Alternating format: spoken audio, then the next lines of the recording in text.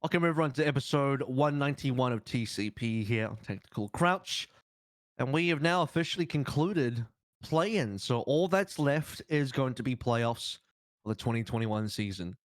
It's an exciting time, guys. We've had some more Overwatch League news for next year. I say more like it's not like the biggest news ever. So we'll get into some of that. And some other cool other bits and pieces that have popped up over the last week. So should be a pretty interesting episode, guys. For sure. Yeah, it's pretty exciting. Obviously, with what you alluded to, a lot of big news, big playoff implications, and a weird, bittersweet feeling of the end of an era. No way. Yes. Wow. Overwatch 1's over, pretty much, for at least some people. Yeah, for sure. Like, there's really we're basically down to like the last 0.5% of Overwatch 1 competition, right? Unless we will have some other tournaments and contenders is still running and everything, sure. Yep. But in terms of Overwatch League, this is it, right? And Yeah. the new game is 100% going to play very differently. So yeah, I don't know. I honestly, like, I wrote a script today and I got a little bit emotional about that because it's been 5 years since we started caring about this game, right? And That's why it took you 221 tries. Okay. Yeah. yeah. It's Like, you just couldn't stop crying. Like, you just had 200 takes where you just, oh, I'm sorry, I'm teared up again. I'm going to start again now. Just one manly tear. yeah, because like I don't know if I can love the if it keeps the same. Okay, I'm going to use a big word, qualia. The you know Huh? the basically like the feeling German? associated to it's a philosophical concept. Like the feeling that you have associated with a sensation or an entity, right? I'm not sure if 5v5 can produce that same thing for me. I'm not sure if the new heroes can produce that same thing for me, or the new maps, or whatever it is, or even the new engine. I have no idea, right? And what I do know is that for 5 years, even throughout the different metas, I never really stopped loving the essence of what Overwatch is. And I hope that continues into the new game, even though I think it's rather unlikely that I will lose that. But yeah. Right, that makes one of us. I do not like the way the game is fundamentally in a lot of ways. I constantly complain about it. I've spoken at length on my own personal stream about it.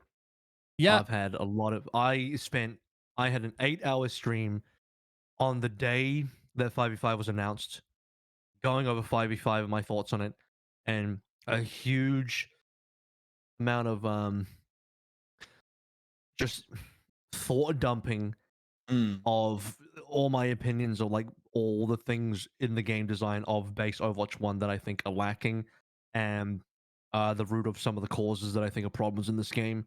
Basically, I identify what I believe are some of the core problems in the game, and then where I believe they come from, as in why they exist, and named a list off a bunch of stuff in the game in terms of philosophical design, direction design, decisions that create, certain mechanics of the game to be a certain way that I think is not positive for the game. So I got a lot of problems in that regard. You also brought up engine, and I'm like, hey, well, it's like the same, dude. You've seen the Overwatch 2 footage. It's really like it looks so. It's like almost identical. It looks a little bit more polished, but the same thing. I don't think that's not a big deal. Yeah, it We're not might not talking be. about we're not talking about Half-Life going into Half-Life 2 here. It's weird. It's the same game. Come on. Yeah. I mean, it does look a little bit more even. I don't know how to describe it. Like, it's definitely visually different, right? And I don't think that's necessarily where my excitement is tied to. I think what I really like about Overwatch is the skill set that it requires, especially from DPS players, in terms of the arcadey, like almost quakey, like type of aim mechanics and the different type of guns that you have. I enjoy when teams need to coordinate to a large degree. I thought, like, when I picked up this game and played Reinhardt, I couldn't believe how well a melee character like Reinhardt was integrating into an FPS like that. I loved that about the game. I still think that works to a large part in Genji, and I don't think any game has done it as well as Overwatch has in that regard. And then the sort of I don't know, like the feeling that you get when everything is just working out well between two teams. I've always used the metaphor of like this beautiful dance where everything is sort of known between them, and while they are playing against each other, it's still like it's more capoeira than, you know, MMA, right? And that's when I love Overwatch, when that happens, right? So yeah, I'm not sure if that's possible in Overwatch 2, even though I can't foresee why that wouldn't be. But otherwise, like, blast of 5 years in that way. It will be much better. The less teamwork, the less reliant the game is on teamwork, the better the game is. Trust me. Yeah. For multiple reasons. Sources, just trust me, bro. As we're gonna head into our main topic for the day. But before we do that, big shout out to our patrons, as always. This episode is brought to you by Battle Crab, Refined Bean, Bronzebot Buhal, Chare, Chris R3, 4444, Fraudino, Hunter Tane, Porkchop Sammy, Casher67, Molshin, Rex Zane, Volamelon Sugar High, that's a new one, Warmer D, and Your Misery. And our YouTube members as well. Thank you so much. So, okay, guys. So the big news of the week that dropped after our last episode, where we talked about the Dexerto article, which at the time was pretty big news. Dexerto article was very detailed in terms of some of the conversations that Richard Lewis had with his sources about potential plans for the next season of Overwatch League in 2022. And then it didn't take that long where, you know, I don't even know what time frame it was. It felt like it was pretty recently afterwards, very soon afterwards. It would have been directly after the owners meeting, because it's something we talked about last week, was they were going to have an owners meeting on the 2nd of September, which is a Thursday. And I believe it was either the day of or the day after that meeting. The news dropped from John Spector that they were going to be looking to start the Overwatch League season in 2022 in April of next year. And it would be played on Overwatch 2. That bit needed a little bit of extra digging up. So you had esports jumping in to confirm that news. Dallas Morning News as well came in to drop that info. And then John Spector eventually confirmed and said, yes, that is what we're planning to do, play on an early build of Overwatch 2. So that timeline now basically means it does line up with Dexerto's article in that they were saying it was possibly going to be a Q2 release. So we're talking about an early build, this quote unquote early build of Overwatch 2, which I read as a potential beta. Then potentially you could then reach this Q2 summer release, probably May, June. It'd be quite interesting if they released May to line up with the would it be a 5th anniversary or 6th anniversary? With the anniversary of Overwatch 1's release in May, right? So if they lined it up with that, that would be pretty interesting. And so you start the season on beta, and then you play the release of the game a month later or whatever it is. And then boom, we're into Overwatch 2. It's getting that close. Yeah, it's definitely a good thing. This still kind of coincides with what, or at least what I thought, was the kind of general outlook or kind of roadmap going into next season.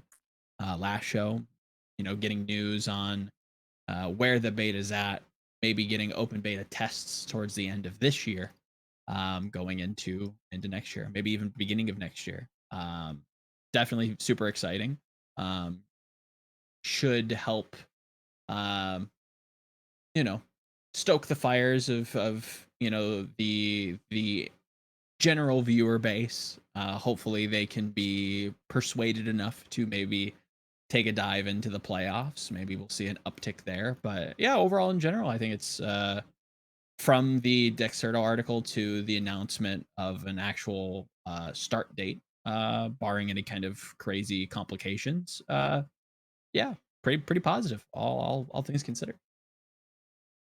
Yeah, I think generally speaking, there were a lot of good news coming out at the same time. And I don't know, we don't get that many good news in Overwatch, right?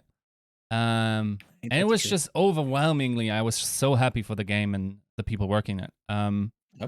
So not only do we get Overwatch 2 earlier, but we also get got the AMA numbers. And I gotta say, whoever had the idea of the Encore stream completely nailed that one as well, right? Like, in terms of the viewership, like, I think a lot of the growth actually came from the Encore streams.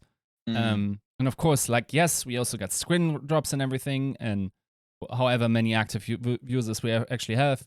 Let's make no mistake, though, every other esports does the very same thing that we're doing here.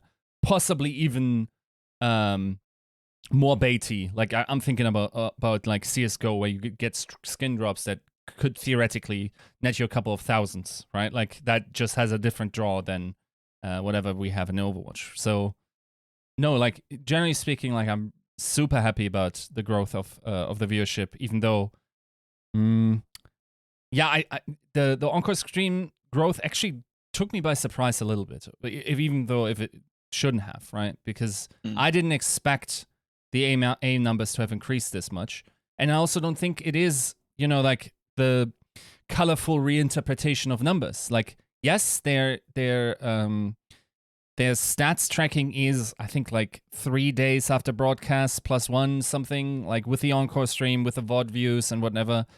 But if they kept that consistent, that also means, like, the incredible effort that the production and broadcast team went through to increase the product was not in vain, right? Like, the product of Overwatch itself didn't get better, but the broadcast product got better. And it was apparently so good that we could have, like, over 70% growth based on that, right? And then, like, in my mind, the broadcast and the production isn't additive.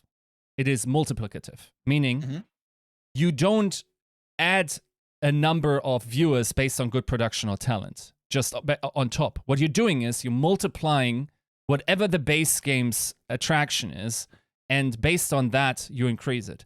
And honestly, if you look at across the board what Overwatch has to offer, also, like, let's look at Platchat, which is, like, the guys there, they have a podcast that's one of the biggest in esports. Like, we have people that can entertain, right? Like, we have people that can create an entertaining product.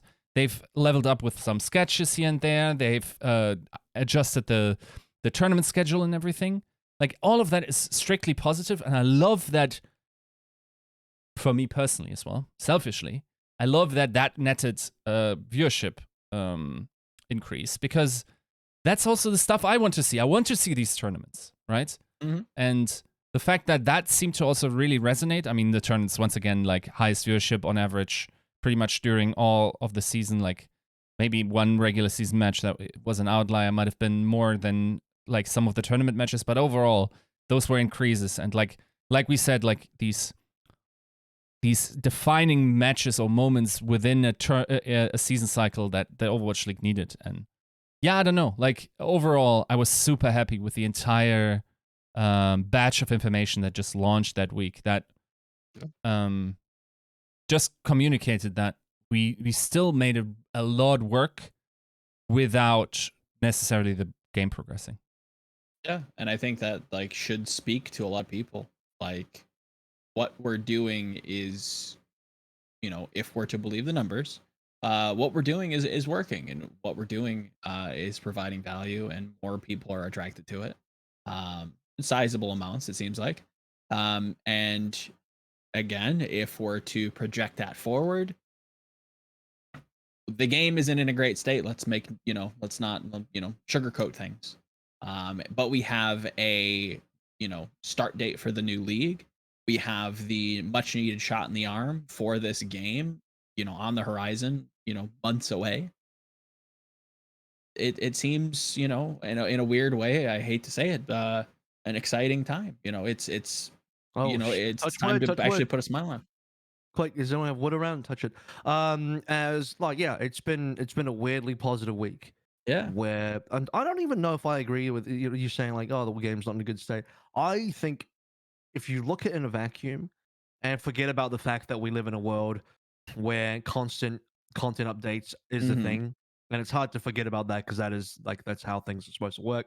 The actual game of Overwatch 1 is very balanced, and Sure. Yeah. never has been more balanced in the world in its entire lifetime. For a game that has forever been criticized for how imbalanced it's been, bad metas, goats, etc. You know, bad variety. Everyone's just playing mirror matches, Mm. all that kind of stuff. There's never been a better time in Overwatch's history, competitive wise, viewership wise, where the game is better to watch in terms of its competitiveness with what you actually see on screen. There's not that many mirror matches. A lot of different compositions are viable. My dream of seeing different teams really dig deep into their own styles and find their own identity.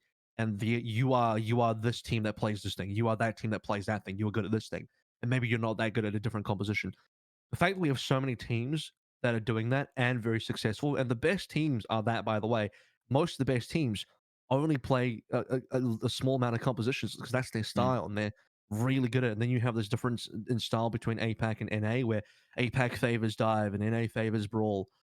Um, these are great things, and then you have this kind of interregional rivalry, which I love. That's exactly what you need in an esport, and that's to me has been. And I've said this many times previously, but one of the best moves ever was the separation of different teams in different regions, and Yep. that's created such good competition, um, and makes the game more exciting to watch.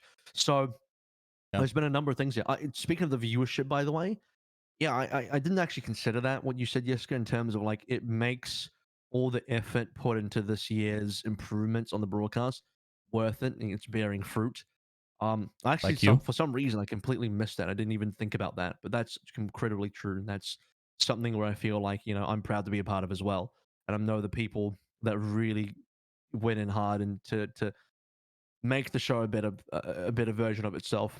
John Spector and his team, they've done a fantastic job, and I've said as much to that team, especially to John as well. So it's a great job. I think you still need to look at it in context of it's a good move. Now we're ready for a bigger move with the introduction of Overwatch 2. There's a lot of avenues here to increase viewership again, and a lot of Mm-hmm. interest coming back in. Just before the recording of this podcast today, we had, for some reason, I don't know why, but XQC decided to play Overwatch today, and he was like 90% of the entire viewership on Overwatch. So still not getting great viewership wise as a stream. I think regularly the top streamers would only be like an Emong or Super on like somewhere between 2 to 4K viewers. Space gets a lot as well. But guys like Sleepy have gone. We've only lost streamers and not gained them. But XQC jumps in and booms like 60,000 viewers from one person straight away, and that's the kind of thing where I got me thinking as well. It's like, well, okay, with Overwatch 2 coming back, you can and should and will see guys like Tim the Tatman return. Yep. XQC will play it, I'm sure. He'll jump on that. I'm sure there'll be a bunch of other FPS streamers and just people who just want to give it a try. Even people who Seagull. Seagull, even people who maybe this isn't particularly their type of game. Moonman could come back. There's actually a lot of like big streamers who made a name off of Overwatch that are Yep. no longer doing Overwatch. But yeah, like for example, even guys like I think Summit and Shroud might even give it a go. Yeah. Who are traditionally not, this isn't their type of game. But if it's interesting and other people are playing it, and they might get curious. Yep. And Shroud has actually played some Overwatch on stream. I mean, that footage exists. So I mean, yeah, I think we're going to get a very strong opening month just off interest alone. This is just Yes. beta, so we're hoping for a very good look on that, and there's a really good opportunity to reinvigorate the game's interest and then viewership in the league as well. And there's going to be a lot of people who, if they haven't caught up with the league, maybe they just watched season 1 or season 2 and they haven't been back since. I think they'd be pleasantly surprised in how good the league is in terms of viewing Mm. experiences compared to then. Yes. I Agreed. will say it's interesting. Maybe I just misinterpreted what that information was, but I didn't immediately connect that everyone would be getting that early version, or that even streamers would be able to play it. So this is my let me contextualize what I mean by that. Is I speculate. I don't actually know anything, guys. I'm not Yeah. hiding any secrets here. I know as much as everyone else does. Everyone else being the three of us. I don't actually know that. Maybe Yiska knows a lot of things. Anyway, I the don't point know. is, I'm sure I genuinely am not leaking. just DM me, bro. It's fine. As basically what my speculation is that the pros have to scrim on something. You can't just be like, cool, April 2022 season start. Boom, here's your early access. Have fun, guys, and just wave them goodbye. Yeah. Like a fucking parent dropping off their kid at the bus stop. These guys got to be scrimming on a build. These guys have actually got to play the build. And then I think Super brought up a really good point, which is like, you can't have a situation where, okay, maybe we get early access, like privately, but then we scrim Overwatch 2 and then what, go home and play ranked in Overwatch 1? Like, that's not going to Yeah. work. You can't have that. So to make this actually work, I speculate it will be me. Hopefully like an early, ideally January closed beta into like a at the very latest March open beta, or some sort of. It doesn't have to be an open beta, but some sort of beta where it's there's enough people in the beta, even if it's closed, Mm. that you're gonna have a player base where you can queue and find games, and hopefully like reasonable games. Because let's be real, Blizzard needs the data. I think you Yes. need to be heavily stress testing this beta of Overwatch 2, not to see if your servers can handle it, but more so, does your game work on a mass scale in terms of its balance, in terms of the Yeah. 5v5 experience? Does it work? Is it fun? And your own internal testing can only tell you so much. You're never going to find out the real answer the real answer to that question until the masters get their hands on it and tell you that personally. Mm-hmm. So yeah, and I assume, look, if there's a closed beta, then the streamers will get it. Yep. Thing is, That's where I'm coming from. even closed beta would still require like a selection process like in Overwatch 1, because you can't just only have the streamers play against each other and you have like 20 people playing at the same time in a lobby, right? course, Like yeah. you need a Oh, representative they player. lottery it. It'll be friends and family plus a lottery. It'll be like, hey, so okay, here's your imaginary timeline. Blizzard fully announces, publicly announces Overwatch 2. Because the other thing is, yeah, John Spector tweets it, esports puts it out there, and Dallas Morning News corroborates it. But 99% of people in Overwatch have no idea. Stylosa makes a video on it. His community knows about it. But there's so many people that, like, if you booted up Overwatch today, you jumped into a game and you said, hey, you guys excited for Overwatch 2? And they're like, yeah, but that's not coming out until like 10 years. Like, no one actually Yeah. knows it's next year. The majority of people have no idea because they're not all just fucking following John Spector. They're not all just reading esports. If you're a casual player in Silver or you only play quick play, you have zero clue that the game is actually coming out potentially like mid next year, Q2 next year. So eventually, Blizzard's they're going to have to do a very public announcement that says Overwatch 2 beta date. They don't have to have a release date yet. They can just say, we're looking to do beta at this time. Sign up if you would like to join the beta. And then you go into a lottery. That's how all betas work. So let me ask this, because if we're starting the season in April, right? I think April 22 was what Hastra tweeted, by the way. Good job. Like, I don't know if that implies that Dallas is once again hosting the opening games. Fair enough. But April 22 is, I assume, when the opening day is, or at least a play day is for the Overwatch League. Could also be a second week, to be fair. We don't know if that's the opening. But we know that it's April. When do you need Overwatch Beta to be accessible to whoever is capable of playing in the Overwatch League? I mean, as early as possible, December? ideally, but December, like a month after the Overwatch League season ends. Yeah. Not before the Overwatch League season ends, because I think, you don't want a situation where like everyone's fucking playing Overwatch 2 now instead of practicing Overwatch 1. As soon as you drop access to Overwatch 2, no one will care about Overwatch 1 anymore. Immediately. And here's the problem. I don't see that. What I see is, I think it's going to be around BlizzConline, which was, I believe, February. November. February this year, I think. That's too late. I think that's too late. It feels so late, right? So, but I think they should do. This sucks.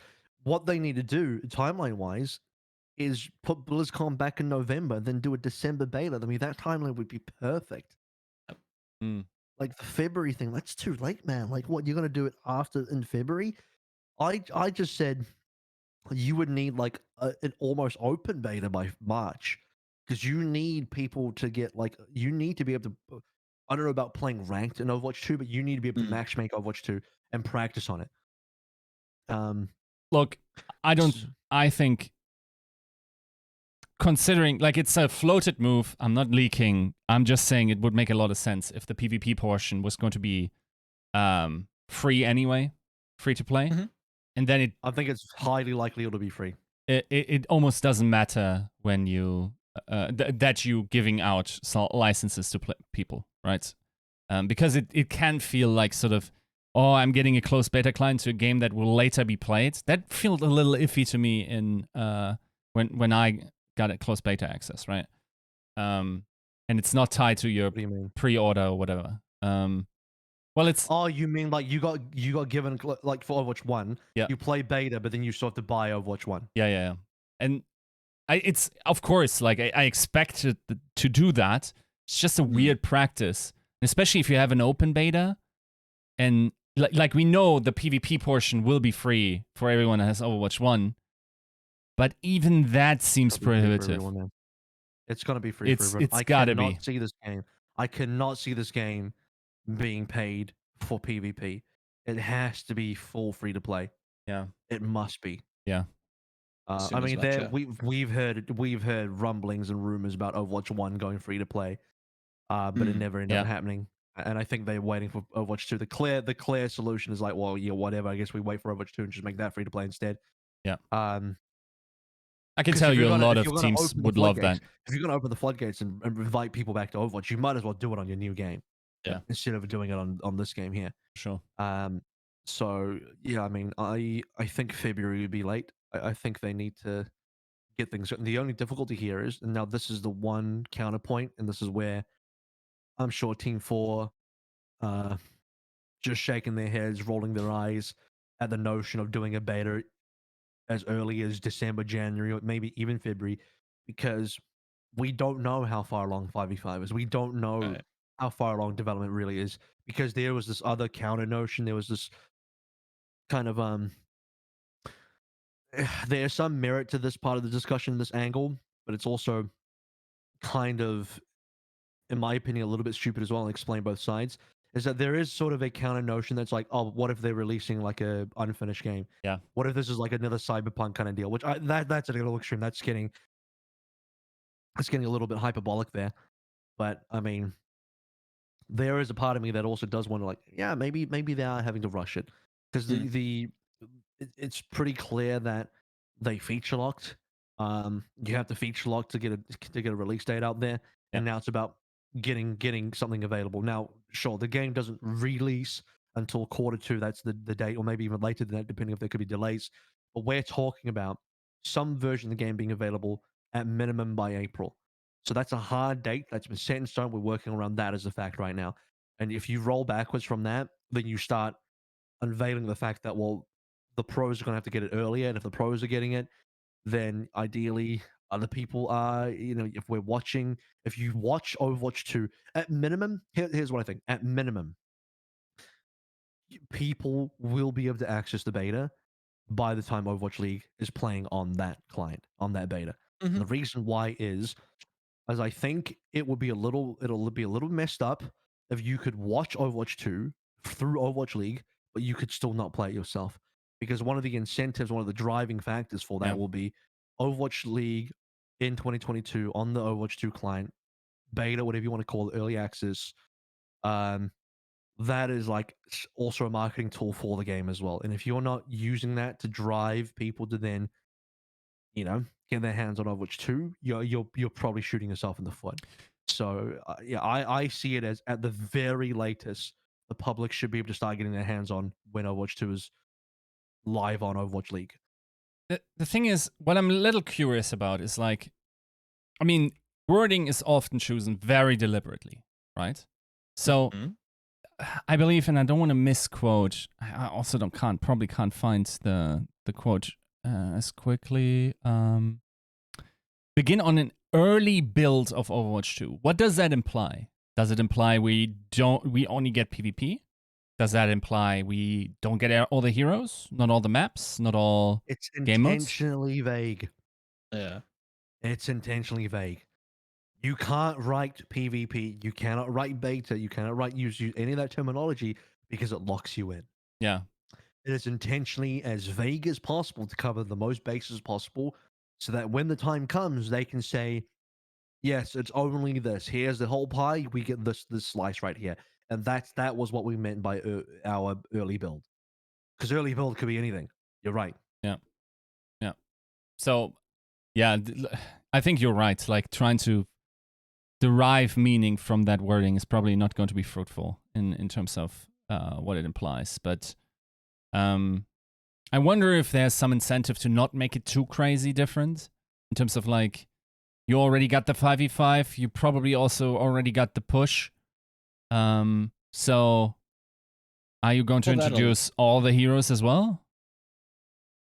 I mean, I think there is some notion of like saving a little bit for, release, giving, No, I think because there is. for competitive integrity, no. And this is now we get into the whole can of worms. Like, yeah, but does Team 4 care about that? Well, clearly there's enough push and there's clearly enough like discussion to even have Team 4 agree to putting out a game or some version of the game for pros by April. Like, that to me was like a shock to the system. Sure. Because I think Yiska could probably agree here, but it's just like to get Team 4 to move in that kind of way is like, whoa.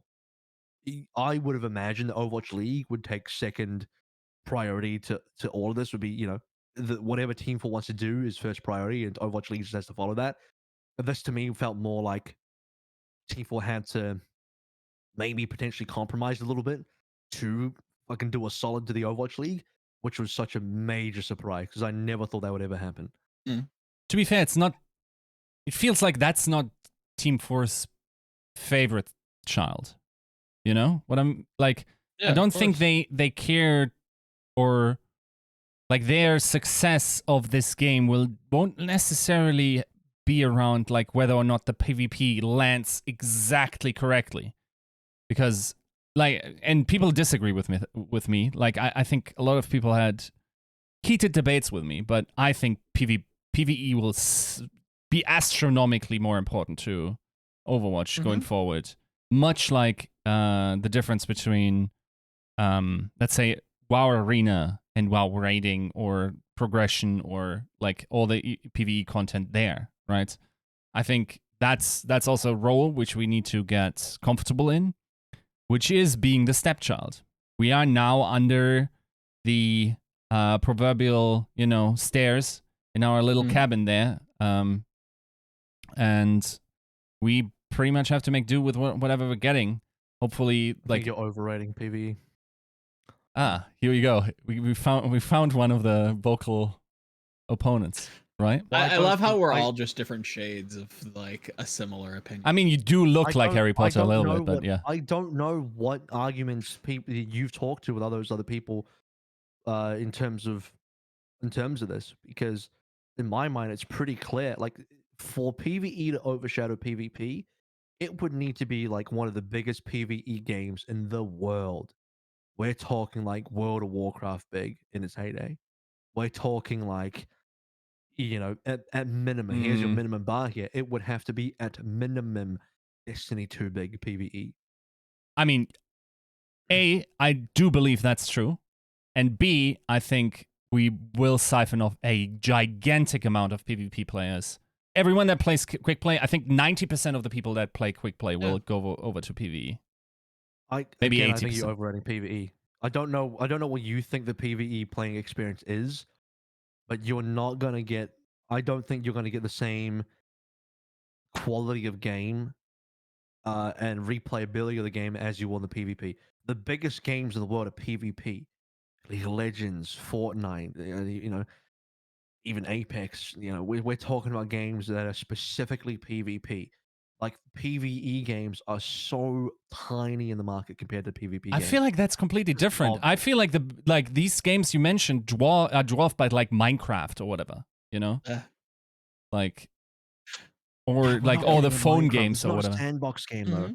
It's not a sandbox game though. Like, yeah, I think sure. You want to talk about a phone game? Yeah, okay. Overwatch 2 mobile, then sure, I'll give you that. But we're talking about just the base game here. We're not talking about a mobile version. And more than those mobile people aren't suddenly buying a computer for Overwatch 2. More than anything, we're also playing a Blizzard game, a company that notoriously loves the PvE, had a lot of success in PvE. And I don't know. And also, let's not forget what this game even came up from. We were built from the carcass of Titan, right? That's cool. But again, acknowledge that this game would have to be bigger than WoW. The PvE would Yeah, have to be bigger I than think WoW. so.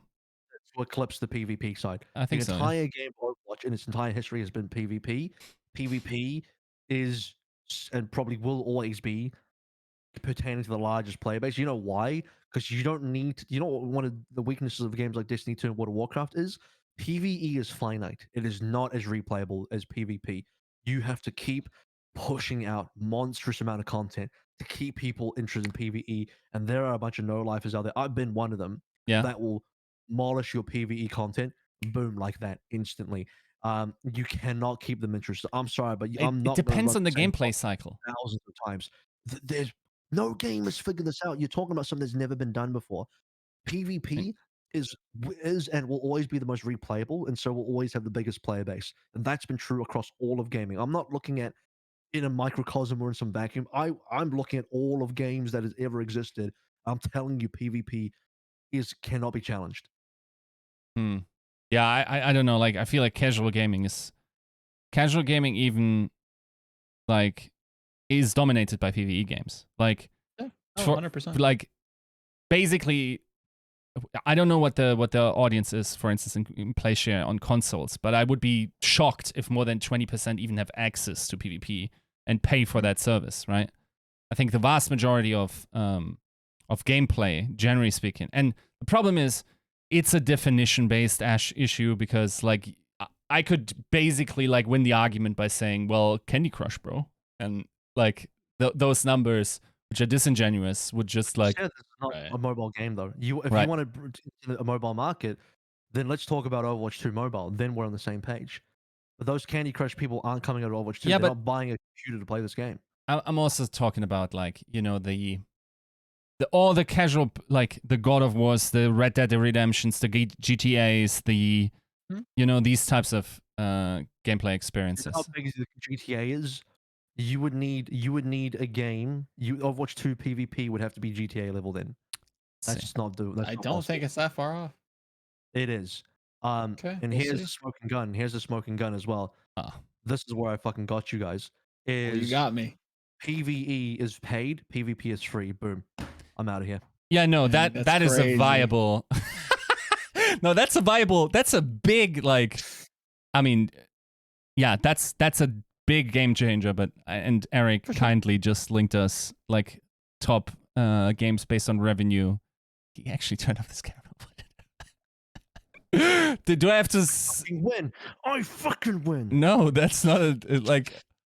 Yeah, I don't know. People pay for Pokemon every year. People pay for all the Mario games and the Call of Duty. Anyway, I don't know, man. Free to play crazy. Is like the fucking. I hear you. Paid to play. I don't think people want to play Overwatch against other people. They want to play against us, dude. Wait, like, okay, there's on this list, right? Just a little. How is Space Invaders on like 6? I don't understand. What is this? Yeah. By total revenue. Oh, ever? Oh. Yeah. Right, okay. Street Fighter's up there. World of Warcraft, not even that high. Anyway. The point is, moving away. I think PvE, we will very soon become stepchild, especially if they find a way to monetize like the updates. Let's say like Destiny 2 with expansion DLCs, blah blah blah. I think we very very quickly become second fiddle behind. I think you've not played enough Destiny 2. You don't understand how difficult it is for games like that to survive and retain a player base off PvE. And that is a game where PvE specifically is the main focus and not the PvP. PvP, that is the perfect example of a game where PvP is the tacked on thing. Here, PvE is the tacked on thing to the PvP, which has existed first for about 5 years now. And is the free part of the game. But have you played Quick Play, bro? Like nobody, I feel like when I play Quick Play, will play Quick Play in Overwatch 2. Why do you think they'll suddenly go to PvE? Because none of these people that play quick play, or like 90%, have a competitive bone in their body. They like playing the Overwatch characters. They continue playing quick play. Why are you No. acting like they No. won't just play quick play in Overwatch 2? Yeah, no. We're just gonna have to agree to disagree. Yeah, I think I feel like we're losing a lot of PvP players, which isn't a problem. It's not a bad thing. No. No, that's not happening. 100% not happening. Yeah. So it's not about it's about the gameplay loop and the replayability. That is the ultimate checkmate at the end of the day. And PvE can never give you that satisfaction in gameplay replayability and gameplay loop. In fact, if the hardcore PvEs might play the PvE, but you'll see the same problems every single PvE game. They'll get bored, they'll leave. PvP will continue keeping interest like infinitely. That's the beauty of PvP. So now that we have this extremely long back and forth on that, which is like, again, I don't even know if it's really. Oh, the comments on this one are going to be spicy. I already know. I'm sure, but the people who disagree with me just won't be researched enough. So, which is true for every argument I have with anybody about anything. Simply anybody that argues against me hasn't done their research. Fair.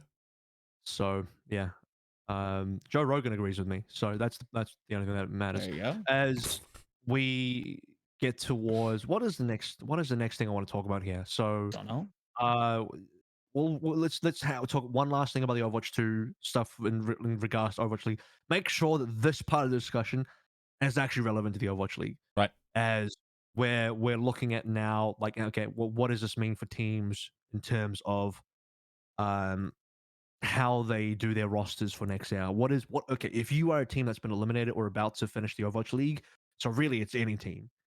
What do you do now as you move forward? What's the game plan as you prepare for Overwatch 2 in April next year for Overwatch League 2022 in a speculatory way? If I'm understanding the question, you keep one person, maybe two players, maybe a coach if you really like them, and you fire everybody else. We don't know what the game's going to be like. We don't have much to do for the next number of months. Yeah, not much to do, really. I like Florida's approach of trying to get ahead of the curve with streamers and whatnot, but is that even really going to pay off? I don't know. I don't know. There's really not much to do, I would say. I think you can come up with creative solutions, right? Okay. So we still will have a 6 months off season, so you still got to bridge that somehow. We have the problem that we don't know if these people will hold up. We don't know when we will get the game to verify if these things hold up. Correct. So what do you do? Well, you could gamble and think that some of your good players will transition well, and I think some players are better gambles than others. So I talked about it before, but like in my mind, if I have Profit, I'm keeping him. Kevstar, keeping him. Pelican, keeping him.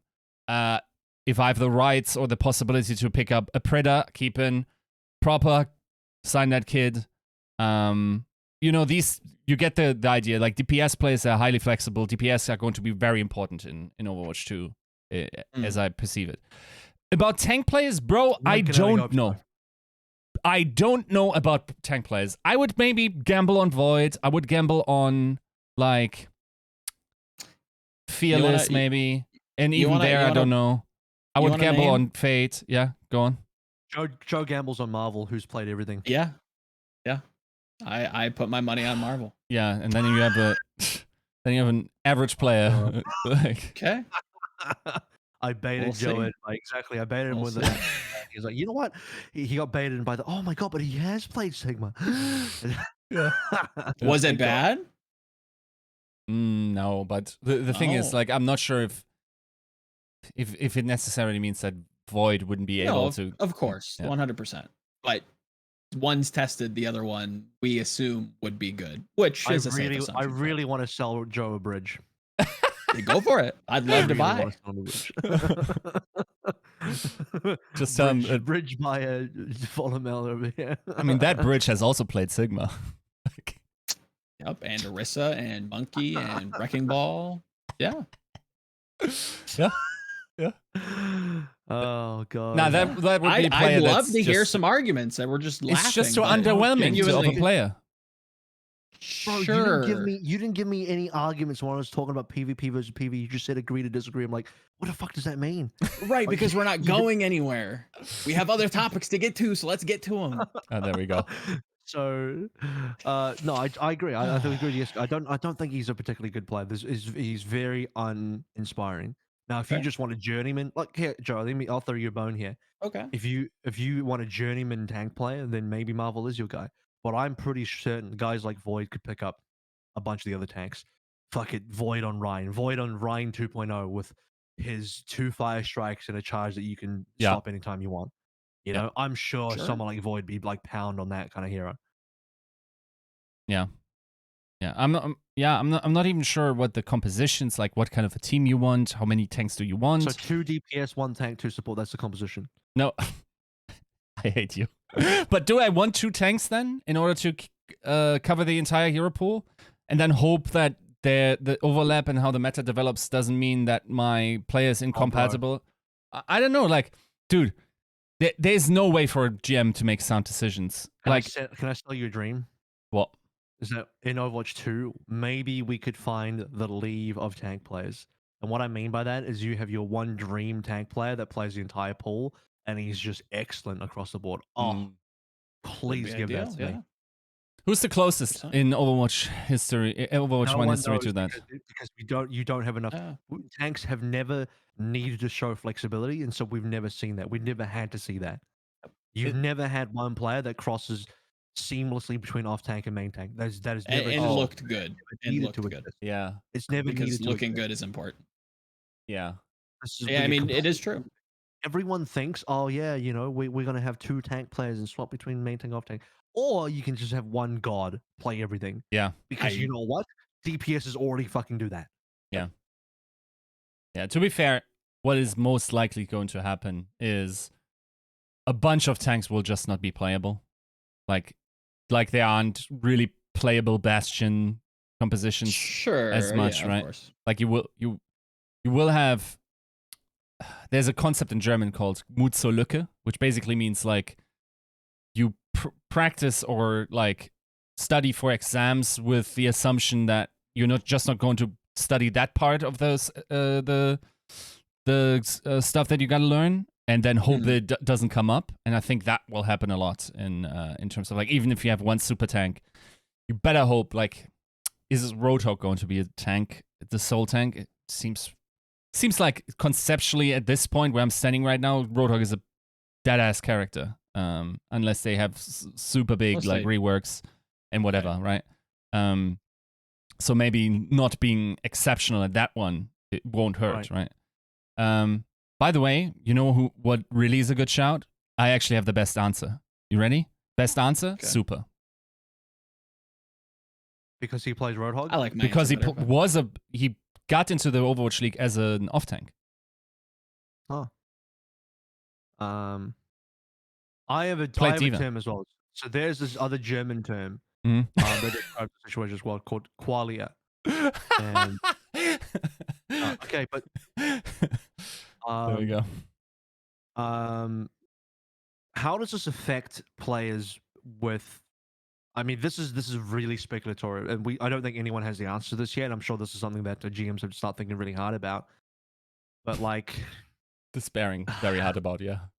There is, I don't even know, like in terms of like contracts and stuff like that, and how you sign people, and you know the 1+1s that exist, and signing new people. I mean, I'm sure. What is it? The whole thing? October is the new signing period. Yeah. So, but you're signing people to a game that you haven't even played yet. It's kind of whack. It's kind of maybe they need to reassess that signing period and have it to be sometime next year. I don't know. Either there's a solution from the league that covers all the players, or I have to assume a lot of players are going to be unemployed once their contracts run out this season. Because rationally, there is no reason for 80% of the Overwatch League to be kept, including coaches. Right? Hmm? Because I don't know what the game is like. You know how big the difference between 1.6 and Source was? And we're moving way beyond whatever that difference was, right? Like we're changing the amount of people that we play with, for instance, right? Can I just say one thing? COD does this every single year. Yeah, and they artificially keep like the fat 2 million follower dudes in the league by choosing the worst like competitive platform in terms of sticking to console, having all these artificial things in place in order to keep their hype going. Like, to be fair, some of the players do transition well between games. yes, You do have a thing where like some pros who were very good in the last game weren't good in the next game. Yeah. They had the whole 5v5 into 4v4 thing as well. They played so many different versions of COD. If you actually think about it, there have been versions of COD that have been close to Overwatch, and there's versions of COD that are like the completely different game. Like we had a COD, I think Black Ops 4 literally had ultimates, and you had to like push a button to self heal, and then you've had CODs where you could run on walls and have jetpacks, and then entire CODs which World War II, and you have absolutely zero of anything.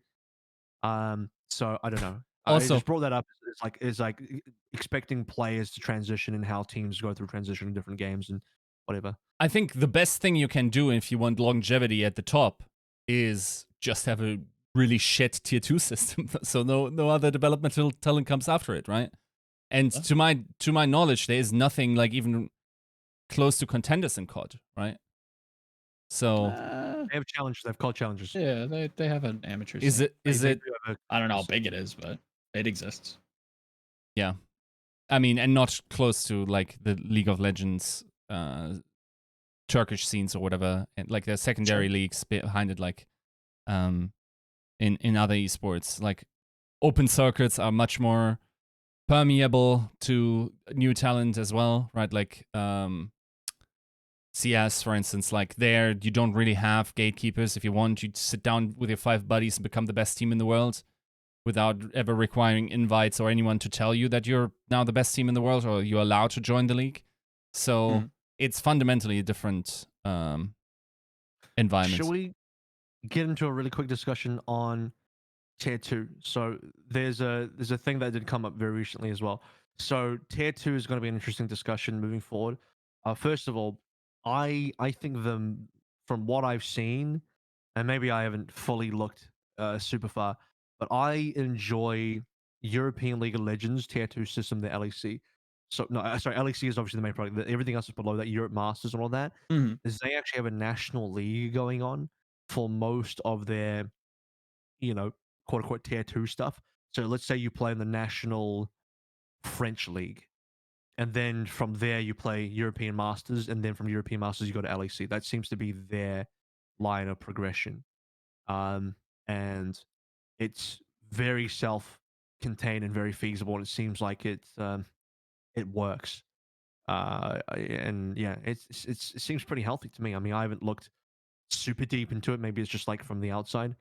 But tier 2 in Overwatch has actually just had an announcement recently where the Overwatch Path to Pro Twitter made an announcement for Overwatch Collegiate. Now, Collegiate has been a thing before, so this is like some really new thing. Like, what do you mean? Like, we've had Collegiate. They are doing like some sort of, it's called Overwatch Collegiate Homecoming 2021, and open tournament for students in US and Canada. I'm just looking over some of the details about it. This is like a 2-month open tournament season where students of all skill levels will form teams representing their schools. US $27,600 in prizes on the line, and then you get to play in the and then be on the lookout for future announcements regarding the details of our annual Spring Overwatch Collegiate Championship. So Collegiate seems to be getting a little bit more of a boost and a little bit more of attention as like another pathway in tier 2. So it's not just about contenders. Yeah, I'm kind of interested to see where this goes. Like you said, we've obviously had Collegiate before, and talk about Stepchild. It was kind of shoved to the depths of Twitch and YouTube, wherever it was. I have pretty strong opinions on collegiate, and most of them are positive, but need way too much time to actually see the light of day. I think this is probably the eventual landing ground for a lot of amateur esports. Before you get into the pro league, you probably play through a collegiate system of some kind within the next, I'd guess, 5 years. And I think this is the start or possible start of a push in that direction. Maybe merging, or not merging, but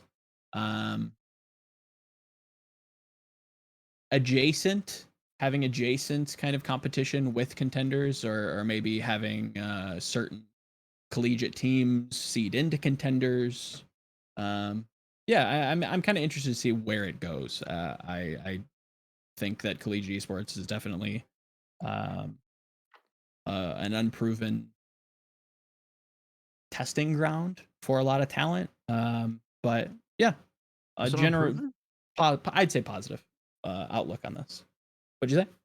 Did you say unproven? Unproven? Yeah, I'd say so. Pretty unproven across the board in terms of all esports ever. Pretty I unproven. think collegiate's like the way to go. I know it's a very NA thing. It's a very like United Yeah. States Canada thing. Well, I mean, Oh it's yeah, it's literally only available for specifically just for United States the Canada. States. Well, Yeah. there's a couple of things. A, it works in traditional sports in the United States. Correct. B, I am a big supporter of getting an education. If you want to pursue esports, you should never give up on an education, and you don't want to.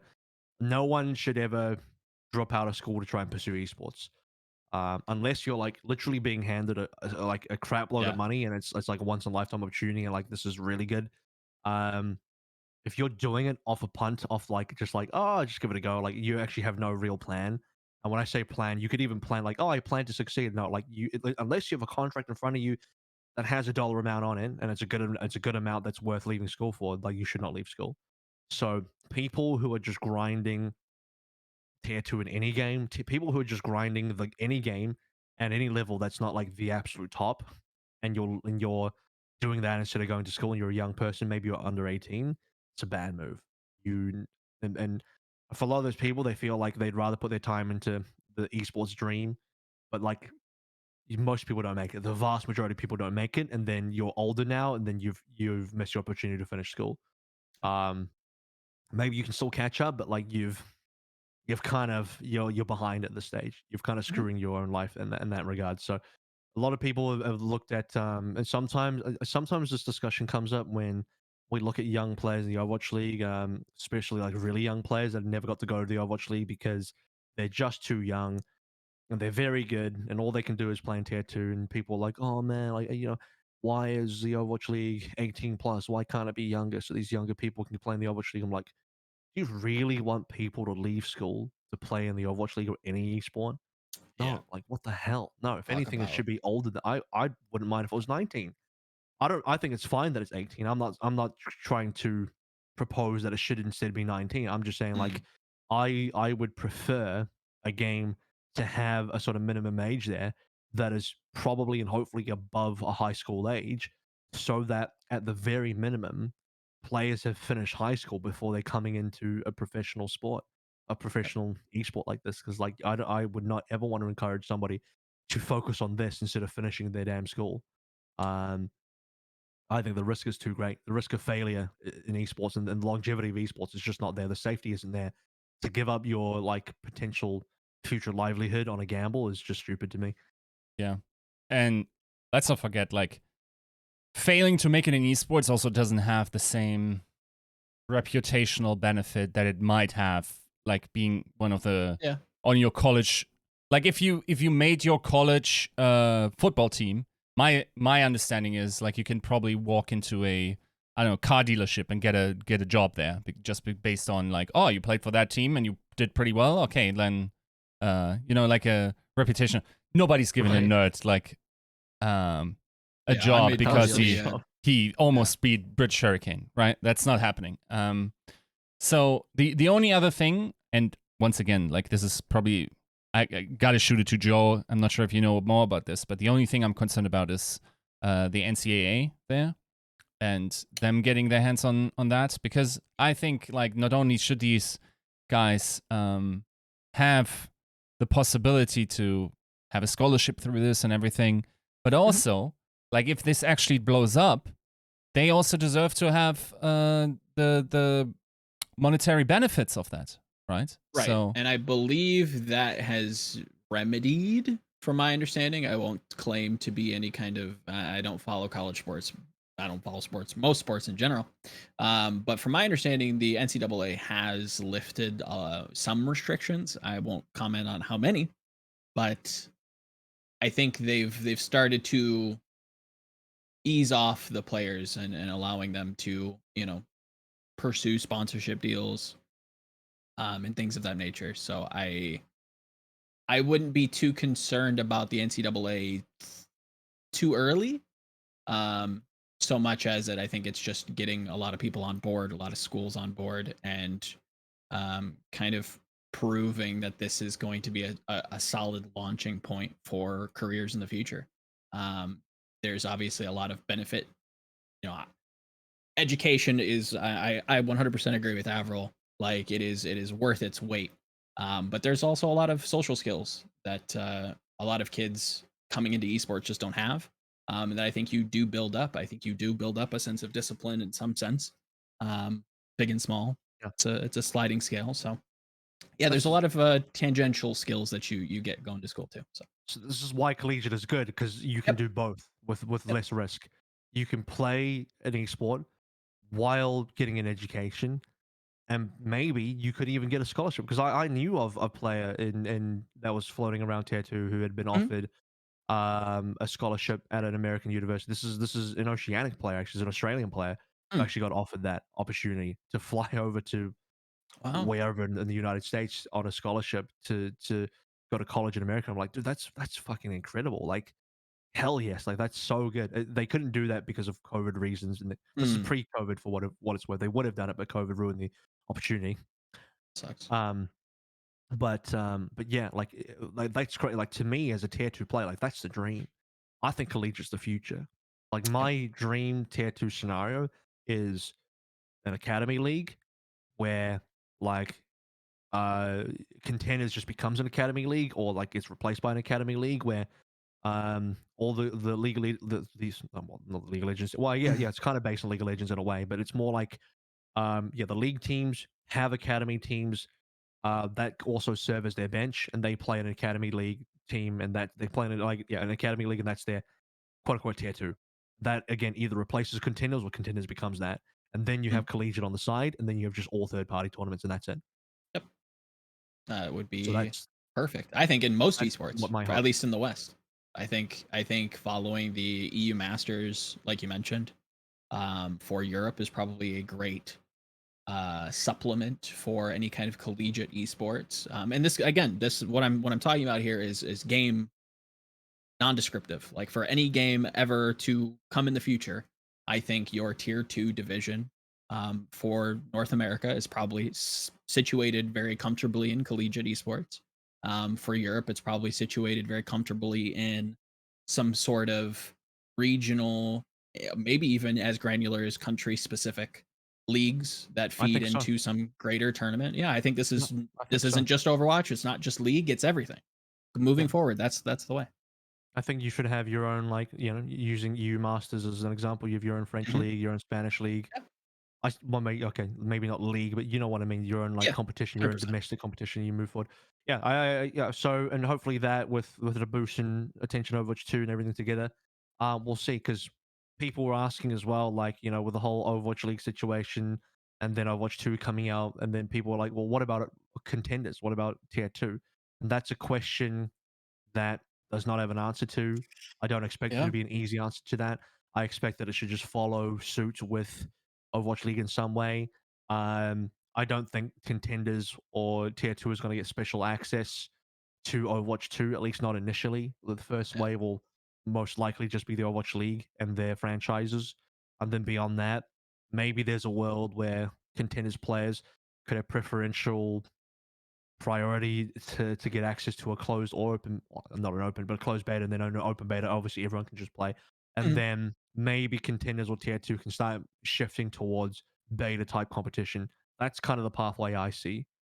but it'll take a backseat as per usual. I think at the Sad. very least, if that's not how it works, then Overwatch League teams need to be given a significant amount of accounts that they can hand out to people to start playing on it. Yes, you can vet them, whatever, but like, let's say 30 accounts per team to just like get developmental. Yeah, so Thank you're God worried I'm about like a friends with some bottleneck. teams. I'm gonna hit them all up. Like, hey, can I have one of your 30 accounts? I mean, we did see you at Talent Takedown, so I don't think you will get one off your ability to play the game. Come on. So, Will, what are you talking about? He's probably the best player on that team. Come on. You just said this game caters to casuals. Hello. I'm your prime audience. I'm literally a player. I represent your average player in this game. Hello. You could not get a better play. You could not get a better example of someone to play this game. All right, come on, Jesus Christ. I think all it implies is that you're a sweaty plat player. It's probably not better. But yeah, so that's. I don't think there's too much to go into on tier 2. I think collegiate is great. We'll agree, collegiate is great. I think, and we'll see what happens with tier 2, which will eventually follow suit with Overwatch League. As I'm sure it'll all get worked out as the slow trickle in of players joining. And yes, and the only other concern about Overwatch 2 is the game going to be ready? What is the early access game going to look like? Is it going to be? I don't want to use the word polished because betas are not meant to be polished, but there's going to be a reasonable amount of people, or probably actually going to be an unreasonable amount of people who look at beta and then use that as like a judgment of what Overwatch 2 actually is. They'll play it and be like, "Oh, Overwatch 2 is so bad, it's so unbalanced, whatever." But it's like, bro, this is beta, but no one knows that. Yeah. It's a problem I have with gamers, and this is why, by the way, developers are never open. Developers are always very closed. They don't announce things. They don't communicate as often. It's because gamers are unreasonable. People are unfucking reasonable, and they do not know what the word beta means. They don't know what the word alpha means. They don't know what the word early access means. They don't know what the words development client whatever means. You still get people to this day that grab footage from like E3 and Cyberpunk, be like, "Oh, look at this! This is not They same." lied to us. They lied to Yeah. us. They didn't do this." Like, bro, it says in the fucking watermark, "This is not a representation of the final product." Can you read? No, people can't read. They cannot use their brains. This is why we can't have nice things, because people don't have brains. So yeah, and this is why devs don't communicate more. No further comment as we move into actual Overwatch discussion. So again, same as what we said in a previous episode. I can't remember if it was last week or the week before that. But if you're here for the actual discussion about the plans that happen, welcome to TCP episode 191. For those that forgot to click on the timestamp to fast forward here, Bless you. Volamel, and also welcome. You've learned your lesson now. And for the people that actually did enjoy our previous discussion, thank you. But now here we go. So play-ins happened, obviously, and 2 more teams got knocked out. Oh no, sorry, 6 more teams got knocked out. I'm sorry, my brain is I'm brain farting right now. There's a lot of teams that got knocked out recently. So another 4 teams from the NA side, from the Western side, got knocked out. 2 more teams from the Eastern Division got knocked out. 3 teams in total qualified through, and we had some really interesting games. As always, start on the NA side of things before we get into some of the juicy details in APAC and another announcement towards the end. Why don't we begin on the top side of the bracket here? Well, we'll do back-to-back Washington discussions. So Washington, Paris, Washington, Houston. Let's start with Washington, Paris first, and then slowly drift into Washington, Houston, in Washington's line of progression as they made it into playoffs. Yeah. This is a big L for me. And we'll get into bigger L's. I did not expect much, to the chagrin of maybe some of the co-hosts here. That Justice was going to be able to piece it together. And they looked pretty all right. Dare I say good Paris? versus Paris. Yeah, oh yeah. I was very much the opposite direction on the way that it actually turned out. I had Paris Yiska, who going. did you pred? I played Washington, right? Washington. Yeah. I think I did as well. Yeah. Shame on you, Joe. Okay, continue. How do you Yeah, feel yeah, now? yeah. Not too bad, but we'll get to that. I think all in all, I think Justice finally went the direction I thought they were always meant to go. Kind of becoming the worst version of Dallas. Um, Paris, on the other hand, as general and hand wavy as this is going to sound, it did feel like they showed up fairly lethargic. I was not all that impressed with some of their sim TP plays, not necessarily clearing all the angles that they possibly could. Playing a little too far forward, Naga specifically kind of jumped out at me. Um, and never really having like clean pre-fights. Like they line up to try and have a fight, and somebody's always dying somewhere to something. It was never really um, a pattern of who or how, but somehow Paris is always losing people as they kind of position for these fights, and it just made their initial kind of thrust in just really lackluster. Is it because they And didn't click the heads of the other team as much as Washington clicked their heads? A little bit. No, it really came down to, I think, positioning, if anything. And yeah, it was pretty bad. Because I hate to use this line of like analysis because I think it is quite lazy. But when I watched this game, part of me did also just feel like, man, I think Washington is just the much better team here. Like, yeah, we can get into the small details like, oh, they could have stood here, they could have looked there, they could have done that. But Sure. man, Washington showed the fuck up, and they were like a very strong team in this matchup. They didn't look like they faltered at all. Mm. Paris looked like they weren't on the same level. They were outclassed, and I hate using that as an example, but it's the same kind of thing where like if I cast a Valiant game and I try and analyze a Valiant game, I can Mm. go into detail, but like, yeah, they could have played this, they could have stood there, or they could have done that. But in the back of my mind, I also think, but if they did those things, I still think they lose because they got outclassed by everyone else in APAC.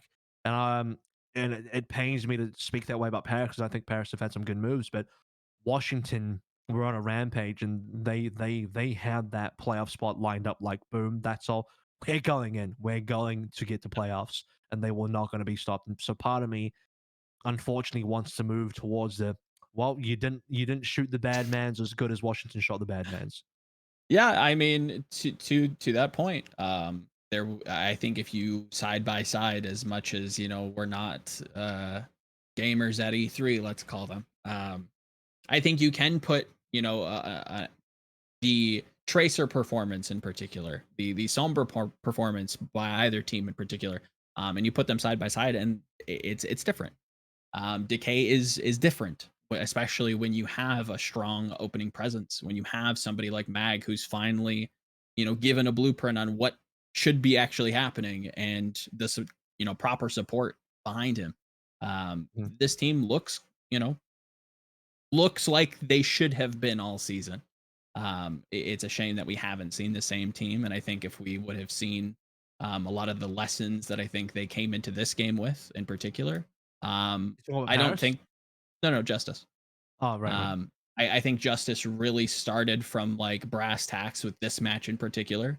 This didn't seem all that fancy. This seemed like very okay. Here we go. We're gonna play Lucio Moira. We're gonna jump on Don. We're gonna force him out. He seemed very much the target for Justice's ire in a lot of these games, and yeah, I would say that they came into this with a newfound, as flowery as this is going to sound, it does make a lot of sense.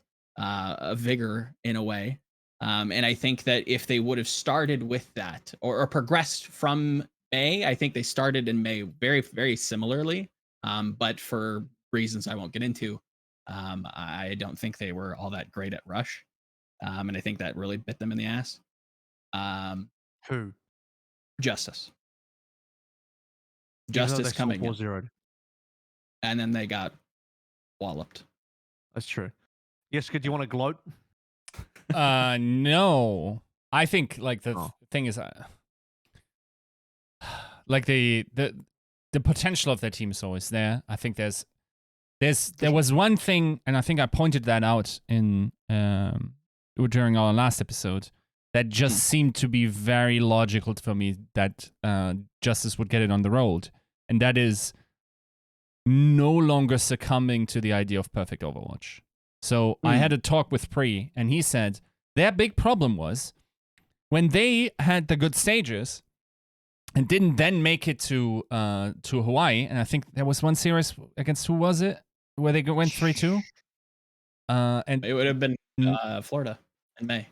Yeah, and basically, like, the idea is, like, if they narrowly missed out, like, in their minds, they were already plotting, like, next time we're going to make it in NA, and then we want to win the tournament, so we got to play comps that are good against the teams in the tournament, right?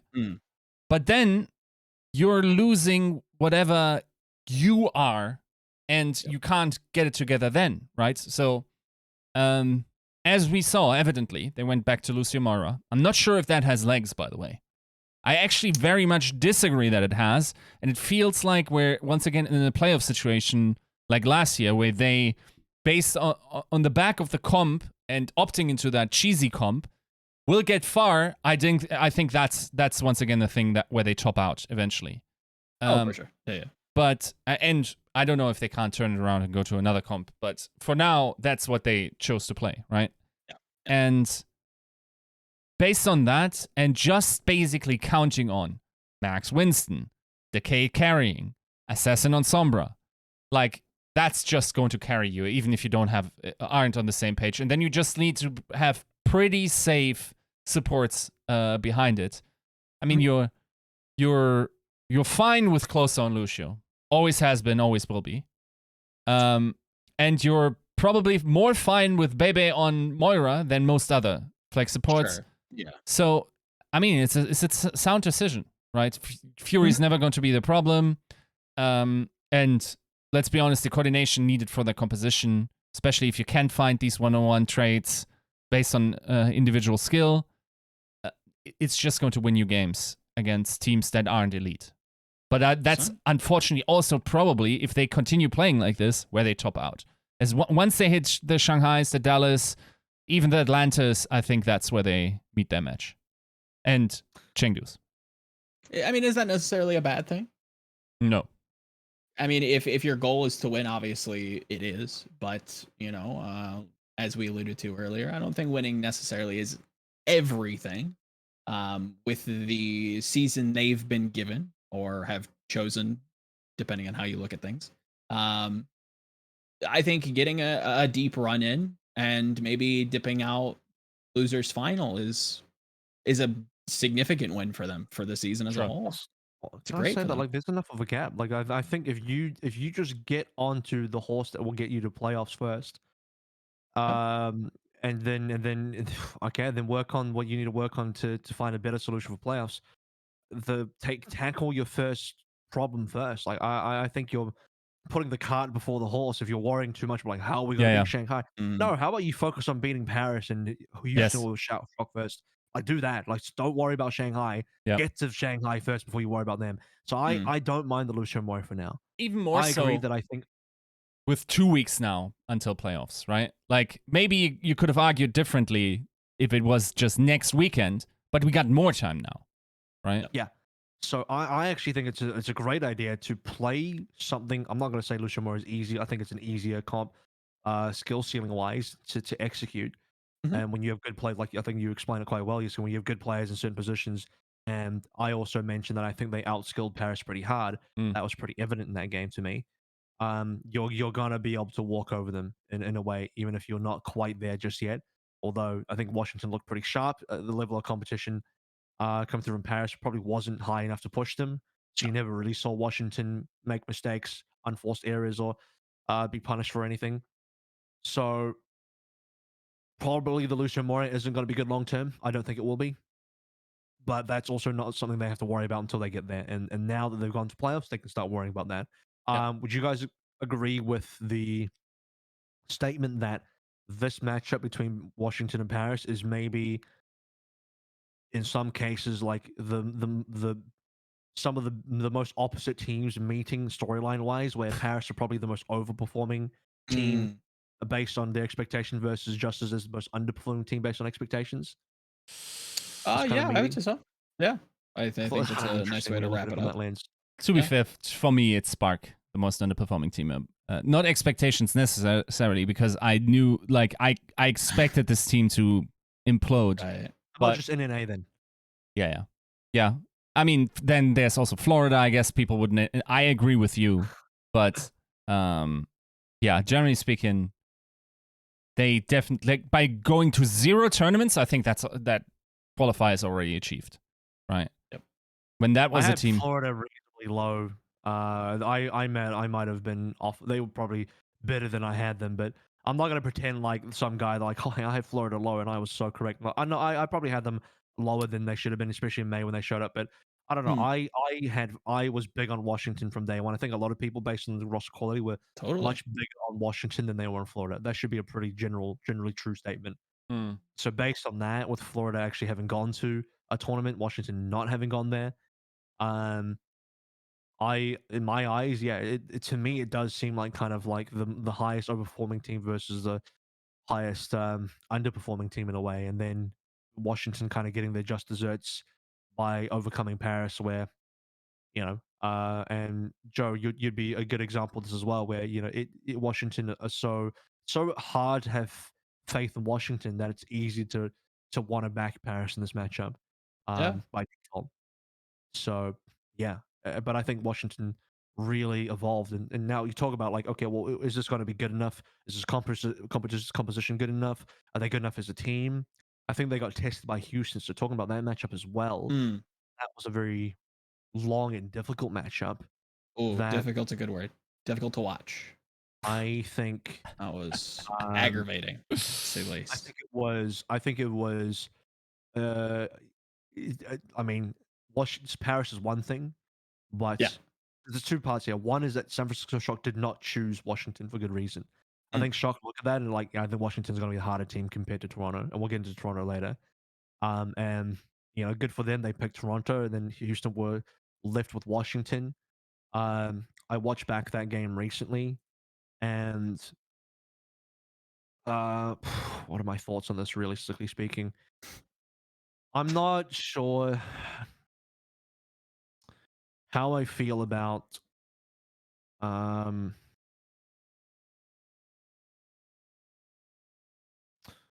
where Houston have ended this year in some ways, because this is a kind of a combined discussion of both Washington and Houston in a way. Mm-hmm. Mhm. Um, Yeah, of course. I don't know if I like Happy's Tracer that much still. Oh, yes, my I've guy. always been a little bit critical of. Um, I think Houston should have potentially opted for more, maybe even far. Have they played much far this season? I can't remember. Um, I don't remember. I don't think as so. Washington did go quite heavy, Ryan. I think Houston is a team that was so willing to play ball with Dreamer on the ball. And by the way, unfortunate for Django never getting a game. Yeah. Um, Houston never went full Chengdu, in where Chengdu gave you the full blueprint on how to beat these Lucio Brawl teams and these Lucio Moira Rush teams versus the best of both of those in some cases with the Dallas Field. Chengdu wrote the manual on it, and Houston just never read that manual. They just ignored. They threw it out, and I'm like, yo, if you guys have a fire, bring that shit out. If you Mhm. guys have X or Y other things, Tracer Sombra that could be good for you, bring that shit out. Like, I still like Dante. I still think Dante Oh, has a great hero pool, is a big agreed. part of the team. Crimson had some really good moments here as well. Here's the other weird thing as well. I wasn't Houston quite a team that was very well defined by their double shield, but we never got this kind of Pigma gameplay, you know? Yep. Yep. Exactly. Like It's kind of weird. there were so many. I'm so happy you brought this up, because this is verbatim, hopefully verbatim, exactly kind of where I thought Houston was going to play Toronto. I had my brackets going differently. Obviously, Houston played Justice, but for the same reasons, Houston still struggled. They were pigeonholed into doing one thing specifically, and it wasn't what I assumed that they were going to do. So it really felt worse, if I'm going to be completely honest. I think you brought up some interesting points versus like the Chengdu blueprint. I think they probably could have gotten away with something similar, and I genuinely think that it probably would have benefited them. I do think they probably should have played some more double shield. If anything, Sigma Ball probably would have been the best bet for them. I think you mentioned this last show as well, Avril.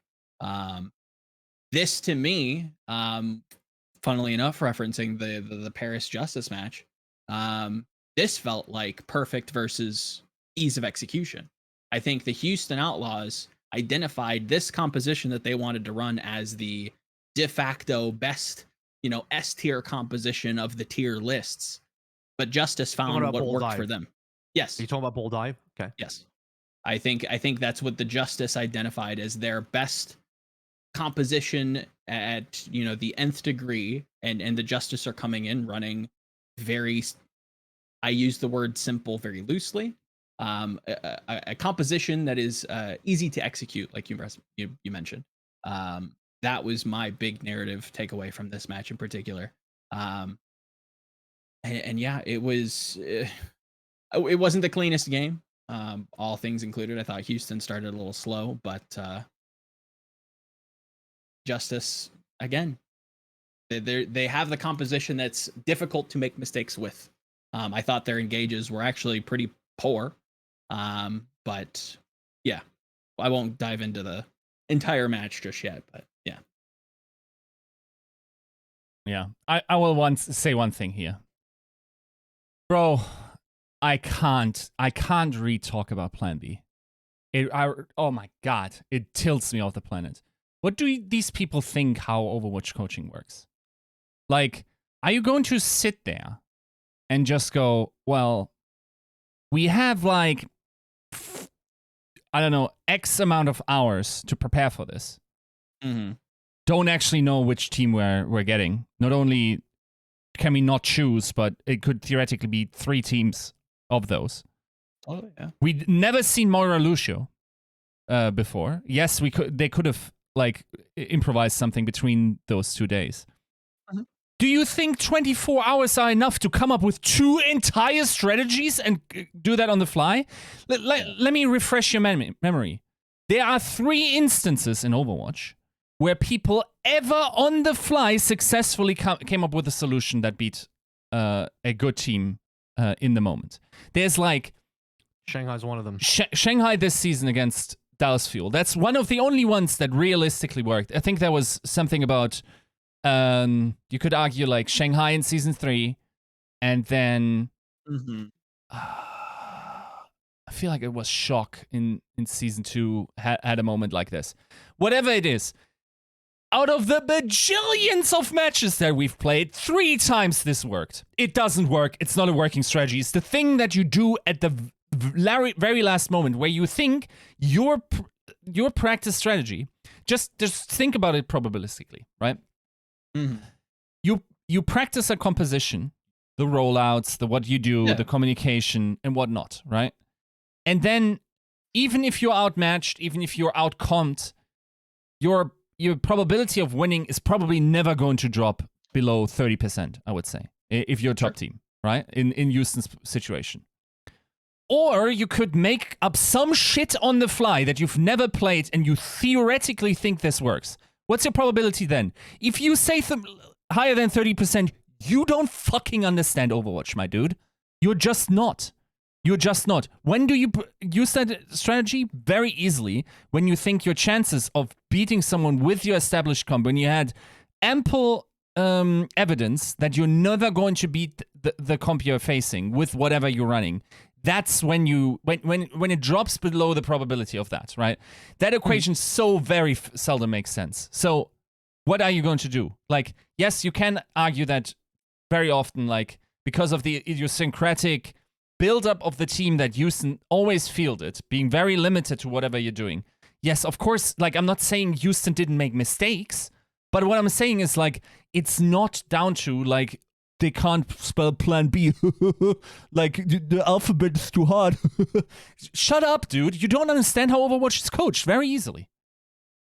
I don't know what is the definition of plan A and plan B? Like, are we talking about different compositions, or Yes. are we talking Yeah, about I something else? think I That's think the other part I the don't understand. yeah. Is like, is the criticism that like, oh, Houston didn't run another composition, therefore they are Yeah. plan A team? I'm like, Yes. yeah, okay, so is Dallas then. Yeah. So is Chengdu. The only reason you never criticize those teams is they're successful they in win. their Yeah. plan A's. Yes. It's like Yeah. Chengdu and Dallas are two of the least flexible teams in the entire league. They've had enough success, and no one criticizes them for plan A.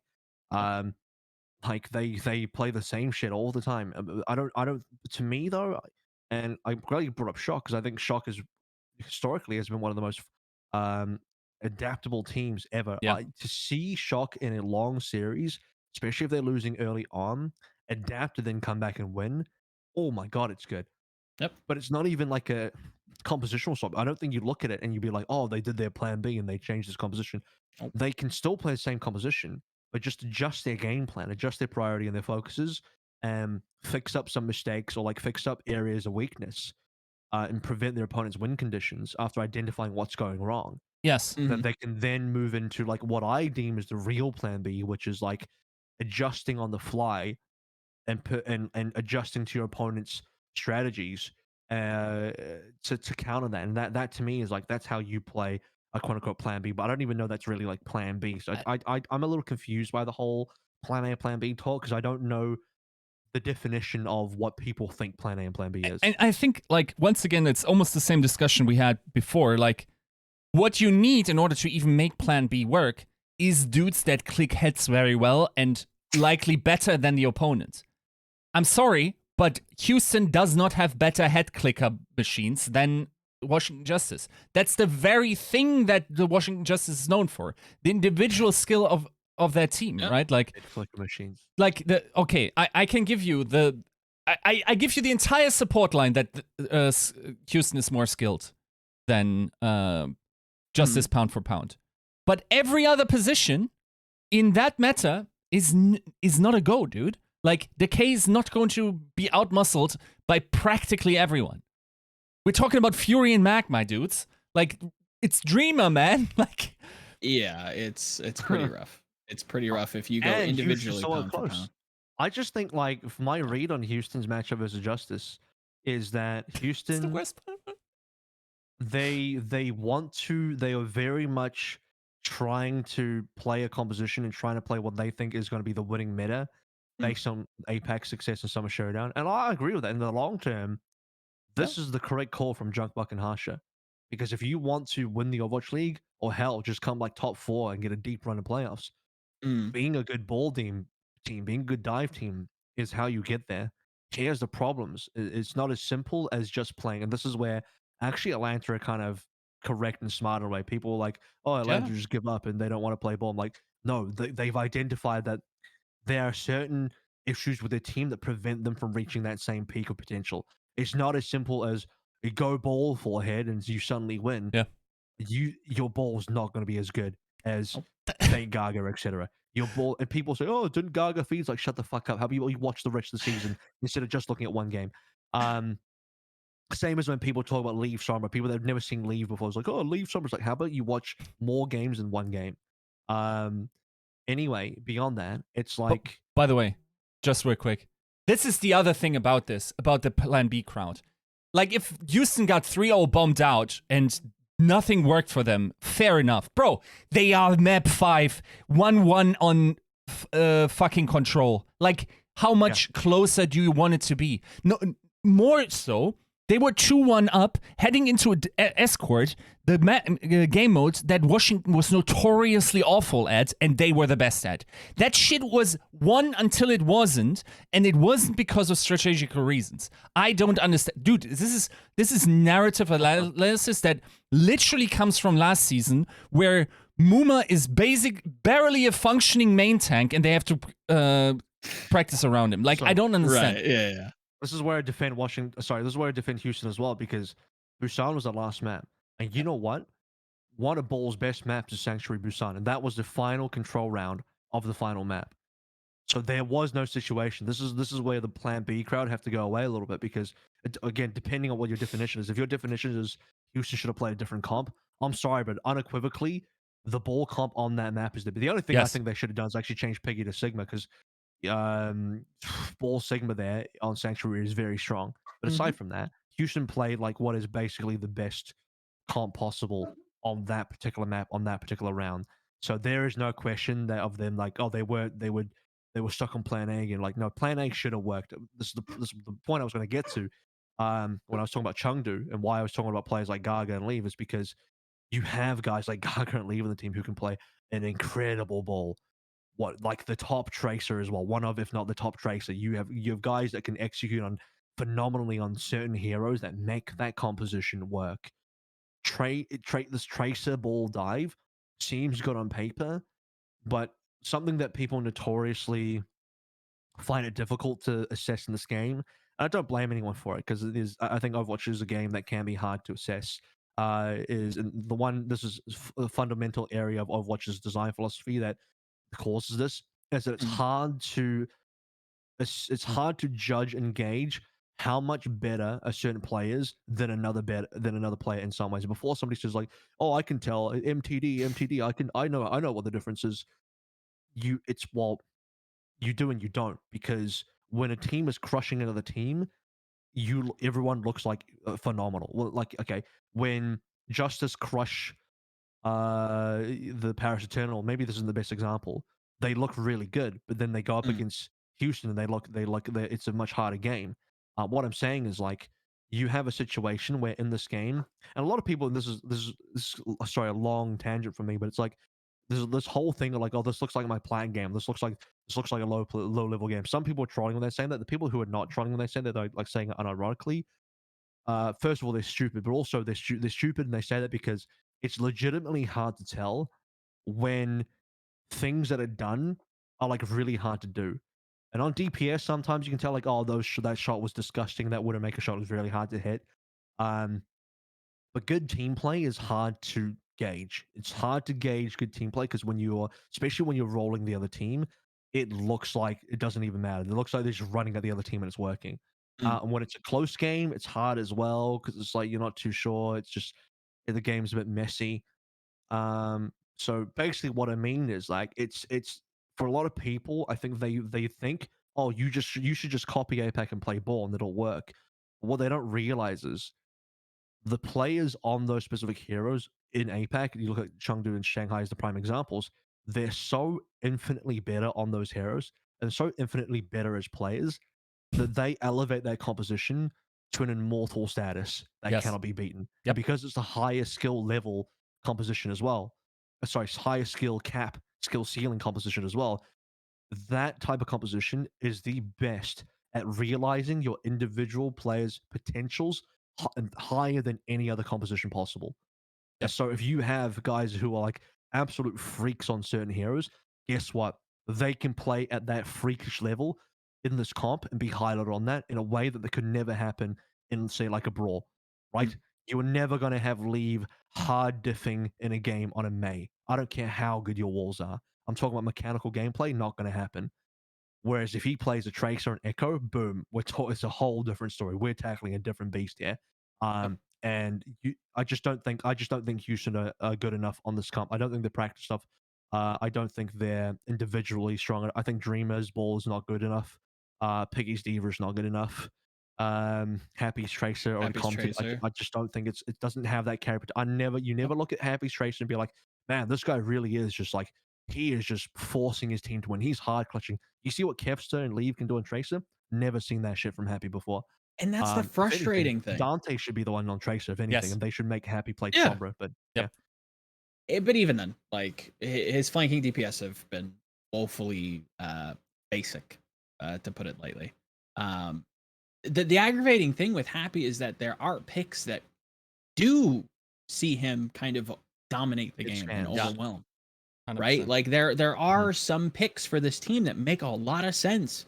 And I see other teams running composition that features a lot of the picks that we'll see Justice succeed. And that's where in a very tangential way, I do not appease, but align maybe is the right word with some of the Plan A crowd. I think from first principles, I'd probably disagree. But I think we come to very similar Oh, conclusions.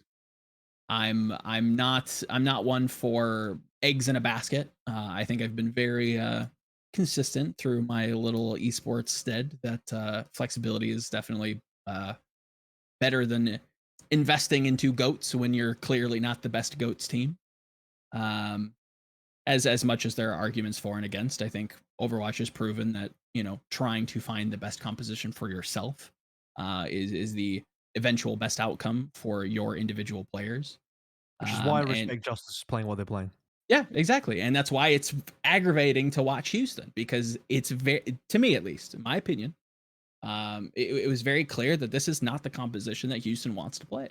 I think this is No, what no, they it is. identified as the It is best. what they want to It play. is what they want to play, Based but on what it's their coaches not. want. Exactly. Yeah. And that's what's mildly frustrating. This is one of those things where it's like, as a coach, you have to decide: do you play the thing that is deemed like the best by the meta, or do you play the thing Yes. that is best for your players and your team? Yes. And this And is that where it, I don't think that's a they play. difficult. That's a hard decision. That's the sometimes the impossible question to answer as a Yes. coach. Something I've gone through in a much smaller way in my very tiny stints as coaching. But it's like, yeah, you want to, if you got a guy called Happy on your team, you should be trying to play more hit scan based compositions. Yeah.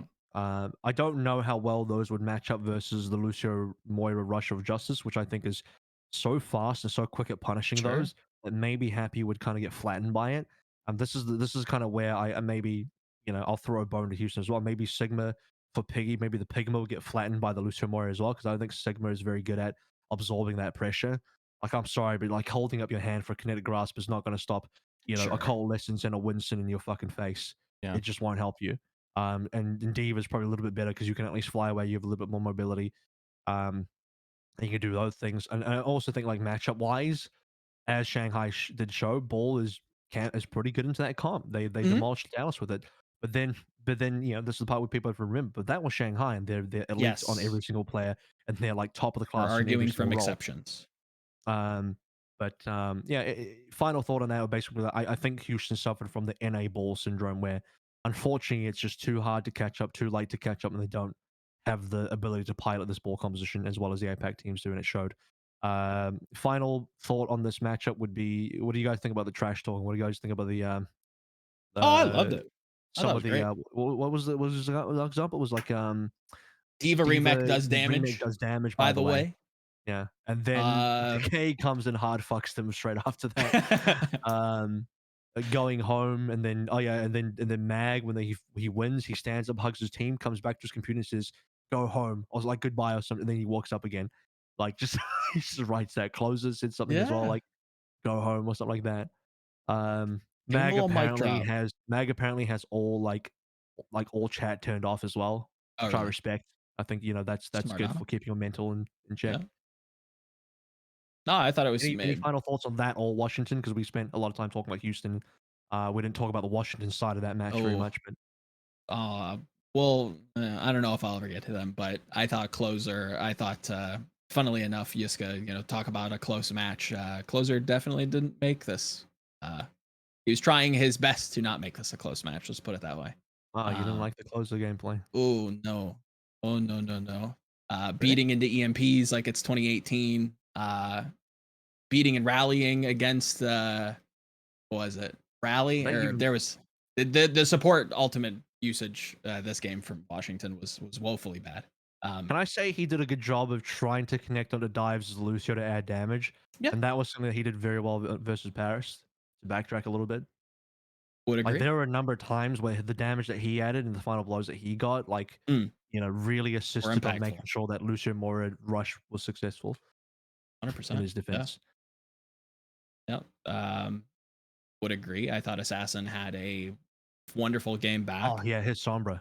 Was fantastic. I thought some of the most methodical, I could say surgical, but it's needlessly flowery. I loved him hunting for all the translocators. I've been trying to get for the longest time. I think Shax at the start of the season did something similar. I think it might have been against Gladiators. It may have been Kevster. I can't remember who.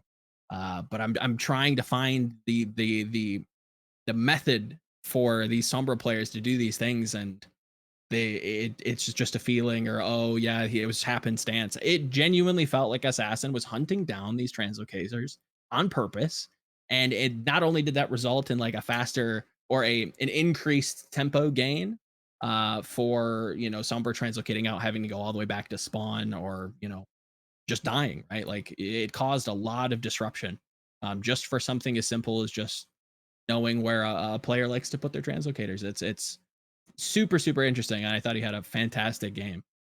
And it's no surprise to me that when this team has a strong engage tool, and it doesn't have to be him, he tends to shine. This is a callback to their 3-2 against the Dallas Fuel to make, I think it was Countdown, was it not? Summer Showdown. Hey, look, yeah, they're Sorry, who yeah, did a 3-2? Justice 3-2 loss to Dallas Fuel to make Summer Oh Showdown yeah, play-ins. yeah. That was a big game for Assassin. This is an echo back towards that. I think he had a fantastic Summer performance, and rightfully won By the player way, of the match. in Happy and Dreamer's defense, makes Happy and Dreamer's Oh, gameplay worse, and 100%. Dante's gameplay worse. So and Crimso's gameplay. Funny how many characters on this ball lineup suddenly get worse when a good Sombre's on the other team. Yeah. So Yep. Assassin's actually a pretty big part. I think it was a deserved player of the match Mhm. because he made it hard for most of Houston to play their game. When a Sombra is hitting their mark and landing manual hacks perfectly, getting great EMPs, destroying translocators. How many of Dreamer's pile drives got shut down because he just got hacked midair? Stuff like that. Mm, Crimzo having his shields deleted by an EMP, all of that good stuff. yep. So it's not like Happy didn't have any good moments. I think people will listen to me like, oh, but what about that 2K pulse bomb on Dorado? I'm like, Yeah. okay, bro, Leave does that every fight. Anyway, yeah, I think Happy's like he's reasonable. He's just not elite enough to get you. Yes. He's up against the K, like for fuck's sake. Who looked great. Credit to him.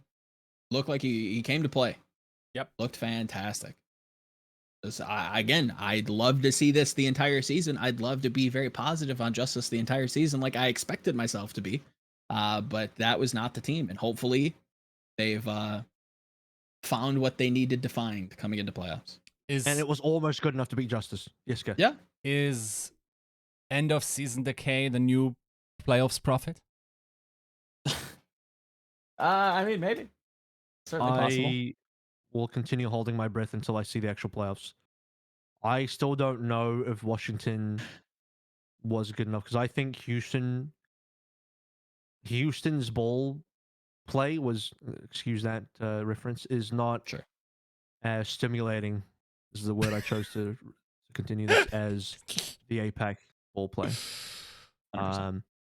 So I was very deliberate in my wording choice there. As is, Yeah, not enough tickling. I should work in PR. They are also they're also quite deliberate in their wording. But yeah, I'm not fully convinced. I think it's great that Justice won, but it was so close versus an Outlaws where I don't think their ball dive is that strong, all things considered, compared to like how good Shanghai's ball dive is. Like, whew, it's just a different level. It is. We're talking about a different world here.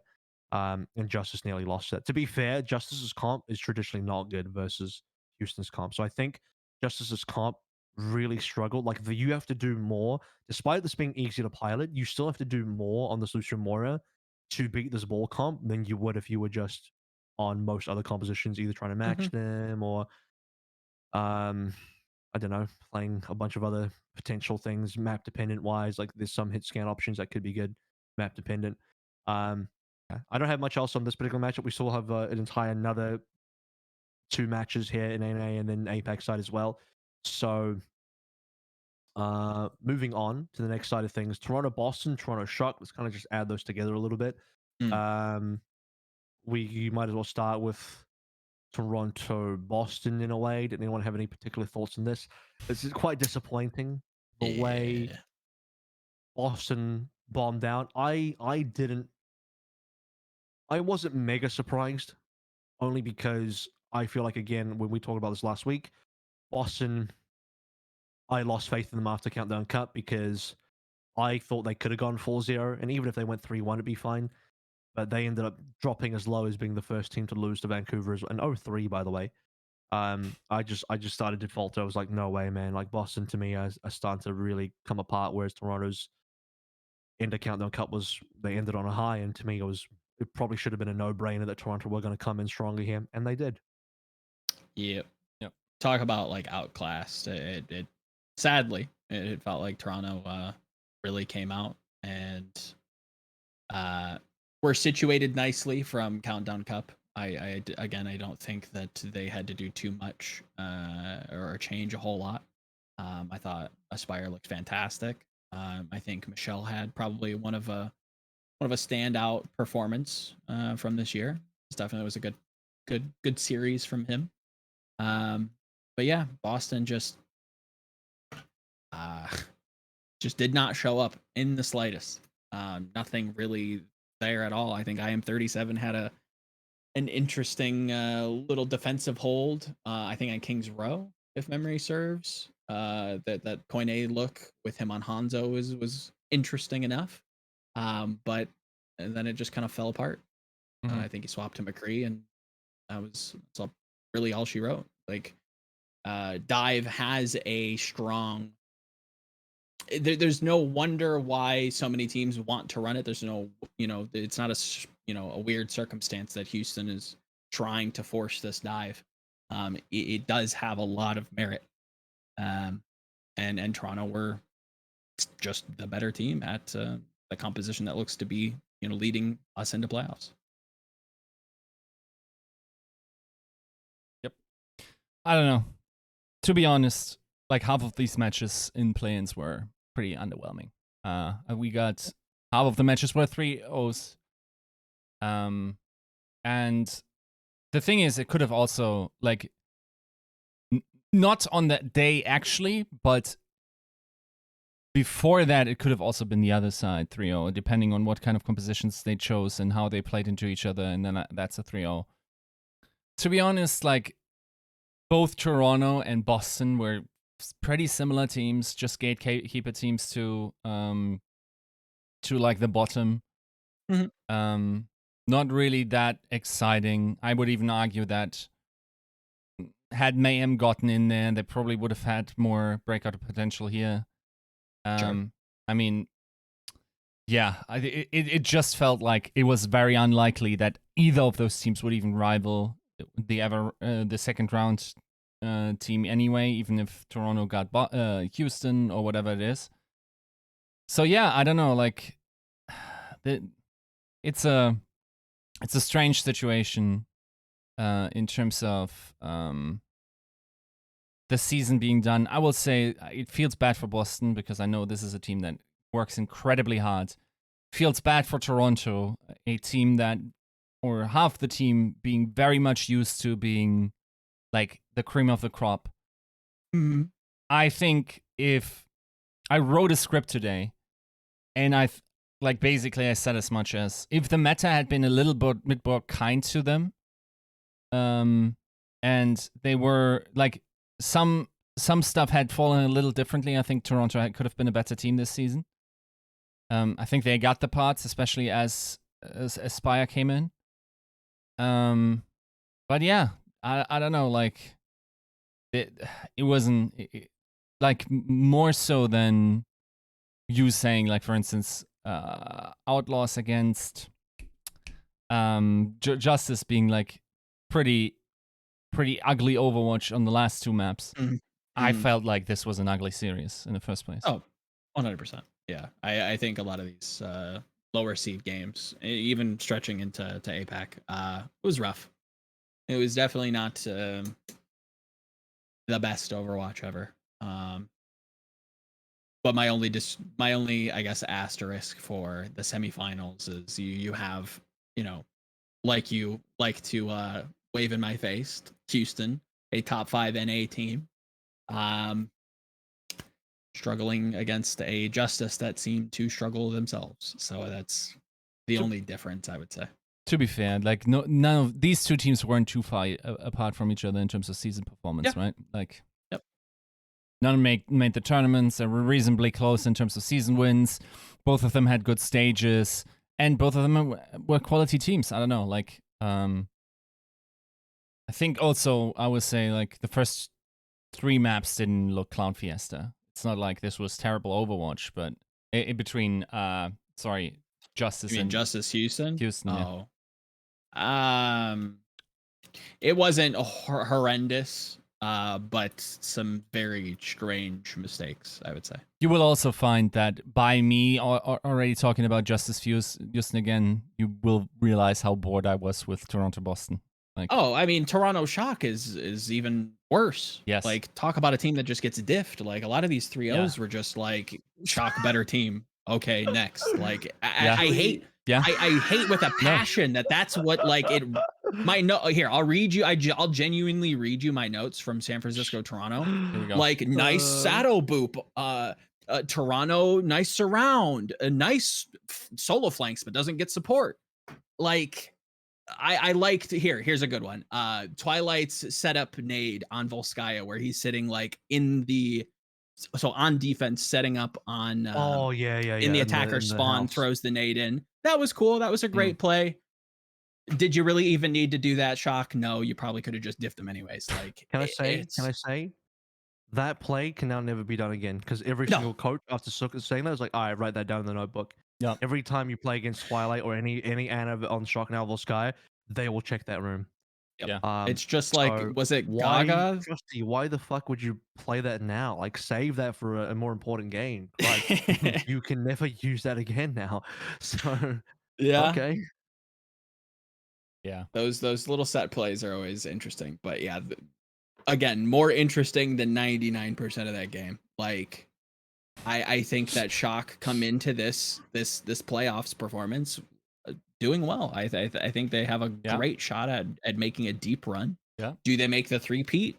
That remains to be seen. Depends on a lot of stuff. Has the Shock era returned? Hell no, dude.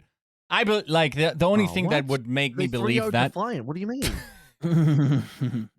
Like, are they going to like put Shanghai on 270 ping while playing on controllers or something? Do I not know something or no? Like until I provably see, and of course, something that could happen is the San Francisco Shock beating the Shanghai Dragons in round 1. I very much disagree, but like if that happens and if it's a 3-0, I mean, be my guest. Yes, I will call it the return of the era. Do you then. like San Francisco Shock's gambling? Do you think they?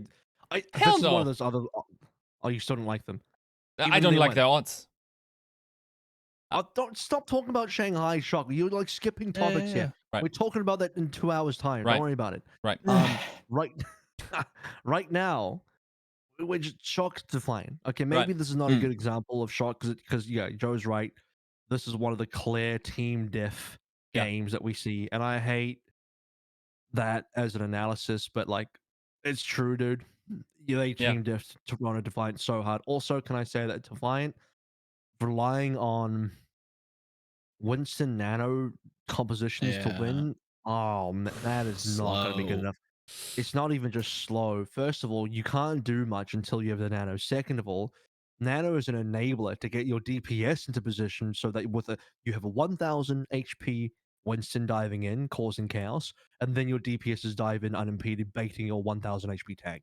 That's the real execution of that composition, and you can only do that when you have Nano. Or I guess maybe a Primal. But I personally think Winston Nano compositions are just weak. I don't think they're good. I don't think they're very strong at all. I think they're very limited, and they're very one note in what they can do. There's a lot of things they can't do, and what they can do is not good enough. It's like Nano Blades, Nano anything. I feel like is a bait. Yeah. Because if you can't have general good neutral gameplay that doesn't rely on a Nano, why is this comp good? It's not good. This comp is not good if you can't have good general neutral gameplay. You know what hero sucks in neutrals? Genji. Yes. I think Winston in other compositions is better in neutrals, but here he gets baited into doing nothing. And there's not much you can do. I feel like you just spend the whole time waiting for your Ana to make a play. I don't know. I wasn't pleased with Toronto. I read Ho Chi Lee's tweet longer, by the way. He's the assistant coach. Yep. So part of the reason why they did what they did is they felt that this comp gave them the best success in scrims. People ask, why is Aspire not playing? You know, people, and this is, by the way, some real hardcore hindsight analysis. Oh, they should have run Aspire, then they would have won, or Right. whatever. It's just like, well, no. Ho Chi Lee explained that the reason why they didn't play Aspire is because Nice was their best Echo player, Yep. and Hisu performed the best on Tracer and scrims. And so they made the call to play Nice and Hisu, and if Aspire was going to play, he would bench Hisu to play probably similar heroes anyway. And Defiant played what they had the most success in scrims, and that is from a coaching perspective. I respect that, and I say, well, you did the thing that gave you the highest percentage chance of winning. And I'll also add that even if Aspire played, I think Shock 3-0 them. It doesn't change a thing. Yeah, 100%. Yeah, 100%. I think there are some similar. It's probably worth its own talking point, and we're already booked on the docket as is. But like the differences between like the argument that we can give Toronto, or the leniency we can give Toronto for saying, look, this is what we perform the best within scrims, yada yada yada, and comparing that to a hypothetical like statement from Houston saying very similar things. I think there are some clear differences in argument, but probably not worth getting it. So let's head into Fusion versus Spark Soul then. I had the pleasure of casting this series. Yes. Apologies to some of the fans who maybe wanted a bit more discussion on Shock or Boston, Toronto. I just don't think there was that much there. I think Shock were just clearly the best team. It doesn't matter who was going to make it through there. Shock will pick either the winner of Boston or Toronto and probably roll them 3-0. yes. They landed against the Shock, who look good right now. I have Shock as a good dark horse moving into playoffs. But we'll talk about playoffs right after this. So Fusion versus Spark Soul. Now Fusion as a team. Did anyone here not go for Fusion? By the way, did Joe you not go for Fusion? Yeah, I think I did go Seoul. You went Soul. Yeah. Wait, Yiska, you went Soul. are we talking about Spark Fusion, or because that was the game beforehand, right? Just generally, who did you think was going to win? Who is getting out of APAC? I Yeah. said Seoul. See, I wanted to. I think I said. I wanted to delay my L, but you guys forced me to Yeah, say. no, I can't remember. Did I say Philly? I think I did. I think you I think you did. you were I on the think I fence did. for a little bit, and then you went Philly. I went Philly because I have very little faith in Soul, and no faith in Spark, so even less.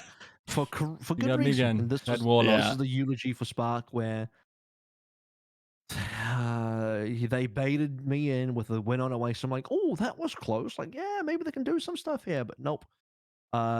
They literally got worse and worse. I legitimately said this on cast. I think we were on map 3 or map 4, and I said verbatim, Spark are getting worse every map. They look worse every map. Which I think is a heavy-handed thing to say on the cast, but whatever. I'm based as fuck, and I ain't gonna tell a lie. So I ain't holding back. Dude, I hit more shots that game than Spark, to tell you that. So yeah. Oh, dude, I'm hold back in my casting. I don't like like. Yeah, this team looked like they were less and less on the same page. The more we got away from control, where control you can play chaotic and you can sort of get away with like being scrappy. As we got away from control, their engaged timings, their decision making, burner. I hate to kick a dead horse here, a beat on a dead horse, but shit, dude, like the prime examples of this team not being on the right page is they'll lose 2 plays and then decide to grab anyway and then just lose after that. I'm like, what is going on? Why are they throwing shit into a wrong fight? And it's not just Burner. Mika and Colders is the same thing. It's like Colders nanos Mika, who then rallies, and they just both lose. It's like, bro, you guys were going to lose this fight anyway. You're in a 4v6. Yeah. And it's just some people will come back and say, but Avril, you like it when players and teams want to go for clutch plays, but I'm like, to an extent, there has to be like a good way for you to win that. I don't think there was a quote unquote hashtag winnable moment here. I think sometimes it's just straight up written on the wall. This is not winnable. You got to reset. There are times when it is hashtag winnable. First of all, you need big pop off players. I think Shy could have been, but was also a quiet game from Shy. Not that he didn't play any of his really good heroes. For example, he never played Ashe. My guy made a name for himself on Ashe as probably, I think, one off, if not the best Ashe player. and he just never played it. Like, what? And maybe, look, in his defense, in Spark's defense, maybe in scrims, Ash sucks. Because no one really played Ash. Again, in his defense, no one really played it. So maybe it's just not a good hero in the meta. I'll give that to you if it's not. But shit, man, like, Shy, you better pop off on something else then, because it just didn't happen. The Shy magic never happened. Yeah. My big takeaways, I'm not gonna lie, I tapped out on Volskaya by the end of it. I was really frustrated with the double bubble nonsense. I didn't think Gusha had a great performance. And yeah, it was very clear that as this game went on, it was getting more and more confusing. Spark looked confused. They didn't know exactly where to stand, what to do with their hands. Too many times I see it just standing around. How many, like, this was I think before I started watching this game before the NA games, whenever it were. The days are running together for me. And just Philly just getting to walk in for free every time, getting to rotate for free. Gusha just getting like constantly bullied and just standing there and just kind of like not knowing what his team wants to do, not knowing where he wants to be. There was no leadership, it felt like, for this team. It's comms issues. Yeah, I mean, that's the first culprit, 100%. Like, I have one quote stuck in my mind throughout the season where Dante, before the season, I had an interview with him, and he talked to Junkbuck coming into the team and whatever, and he said there was one aspect that really resonated with him, having been in teams that generally weren't too amazing, but had their moments. And he said, average teams will have pop-off moments throughout a season, but they won't understand why. And this is what the Sparks season was like. They had one 4-0 stage, I believe it was 4-0, and then they didn't get anything else together. Like, they got an 0-4 countdown cup. Yeah, and I'm sorry, but from the very least from the outside, the head coach position problem and everything else, that seems like an organizationally made problem. You got all the skill together. Dude, you made Architect look like an average player this season. That should never happen. Like, Gushred wasn't nowhere near what we know he's capable of. Burner, like, is also not a bad off-tank, dude. That was one of the up-and-comers, for sure. I don't know, like, then... They make Shy look average at the end. Yeah. Shy ended up looking average in the last game versus Philly. Is like, what? Yeah. So, I don't know, like, I don't even believe you necessarily... I mean, of course, like, towards Overwatch 2, whatever. But first and foremost, this was an organizational issue, not a team issue or a player issue. Like, you gotta have a head coach throughout the season. You can't fire coaching staffs twice. You gotta believe in what those coaches tell you and buy into the system and see it through. You can't just rattle the cage. And let's be honest, like, throughout the seasons, like, management in the Spark hasn't communicated like that they are able to weather dramatic storms without causing waves, unlike other teams have, because we never heard anything from them, even though I'm sure they also had their internal woes. And yeah, it's just unfortunate for such a skilled team to be going out like this. And honestly, once again, I would have much rather seen NYXL here. I don't think it necessarily changes the outcome, even though they are a good matchup into Philly. But, like, it would have been a better series. Is this your most disappointing team, Yiska? Yes. Yeah, just by because, like, Florida, they tried, and yes, they also don't have the ability to really make changes because, like, the COVID situation, they don't have a big roster, they don't have the same depth, generally speaking. And then if one player that is instrumental in your lineup doesn't feel it in that moment, you're just screwed. That's not true for Spark, right? Like, you have a deep bench that should be able, and, like, you don't actually have bad players on your team either, even on the bench. So, I don't know, dude. Like, this this just feels more disappointing because theoretically speaking, on paper, preseason, and once again, that's why I had Spark low. They were one of the bad teams in preseason scrims. You could kind of already see that. And you already heard that there was some discord going on. I think I even predicted Pagion to be one of the first head coaches to be fired at the time. So all of this was entirely predictable. It shouldn't be, even from a Western perspective, right? So I don't know, like just disappointment across the board. Yep, I think as the season kind of wraps up, any kind of justice hater, anybody who's sipping that justice juice, has never watched Spark. Yeah, like both teams come into the preseason with some stacked lineups. Obviously, Spark's a little bit deeper. You could argue either way on some vacuum picks, some head to heads. But I said this in the preseason, like if this team fails, it would be a monumental failure, like Yiska said, at the organizational level. You can't fuck this up. It's impossible. Yeah. It's foolproof. Yeah. And yet, here we are.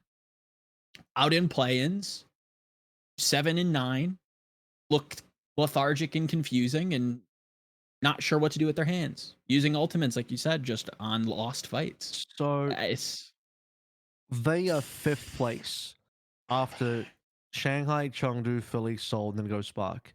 Yep. Would you say, is that an organizational failure? Like, what is the result you think Spark with this roster should have gotten this year? With the roster, what's your expectation? Because you said it would be a monument. It would be like a failure for the team, right? So I'm trying to gauge what your expectation for Spark was this year. I mean, it was definitely. I think the separation between New York should have been a lot farther, and this is just from like feel perspective, because I agree with Yiska. I would have much preferred to see late stage New York in the play-ins rather than Spark all season. I think given Philadelphia's performance and situation all season long, you compare and contrast that to Spark, which is a little cherry picky, but yeah, I would say fighting Philly a little bit closer would have been my preseason expectation for this team. So still lose to Philly, but just closer. I don't even know if lose. If things go as they do, I think this roster should be able to compete and maybe even significantly beat Philadelphia that, again, play things out as they do. What placement? Like, did they beat Philly and then lose to Seoul then, or like what? In terms of season standings, yeah, I'd say I would probably move Spark up to a confident 4th. I would say 4th.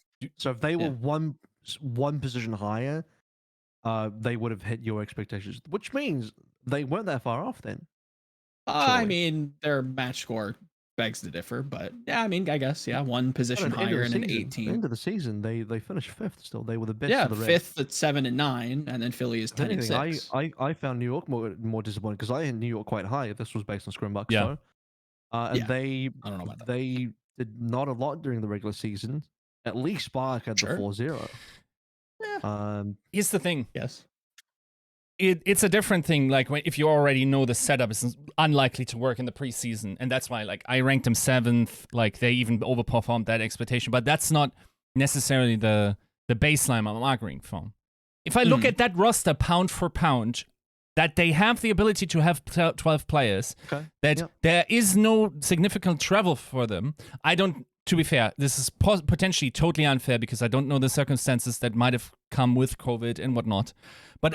Like barring that, I give you one more. I think they should be 2nd in this in this division based on the pound for pound comparison. I think they absolutely pound for pound because of the depth of their roster should have been above the Hunters, should have been above the Dynasty, and given the issues that the Fusion have faced this season, should have been above the Fusion as well. I like that answer because I agree with the Chengdu comparison. I think Chengdu massively overperformed for good reason. And now my expectation for them has changed, and I think they're a top tier team, and other people think so as well. But like pound for pound, preseason, I would have looked at the Spark and said the results that Chengdu ended up getting, which is second, is where Spark should have been as well. Yep. Pound for pound on the roster. And I think that the one of the final things I said on the cast was Architect ended season 2 on the Genji as a champion. He will now end season 4 on the Genji without making playoffs. Something along those lines. I'm paraphrasing here. Yeah. Which, Yeah. without patting myself on the back, is like quite a powerful eulogy for Spark and more specifically Architect, because I expected more from a player that was so damn good as a champion 2 seasons ago to be here. I'm like, damn, dude, that's Yeah. rough. Yeah. Philly though had a pretty easy game, but also EQO came back. He had an easy Sombra game because Bernal was on the Zarya the whole time. He's never getting spy checked. There's no Sombra coming through. Well, there's very little Sombra coming through from Spark. And Ikiro got to have a pretty decent run through. Carpe's Tracer was okay. I still don't think it's going to be good enough to match against the Lips and Leaves and even Flutter's Tracers of the world. Or even Sparkle's Tracer, which is starting to look really good.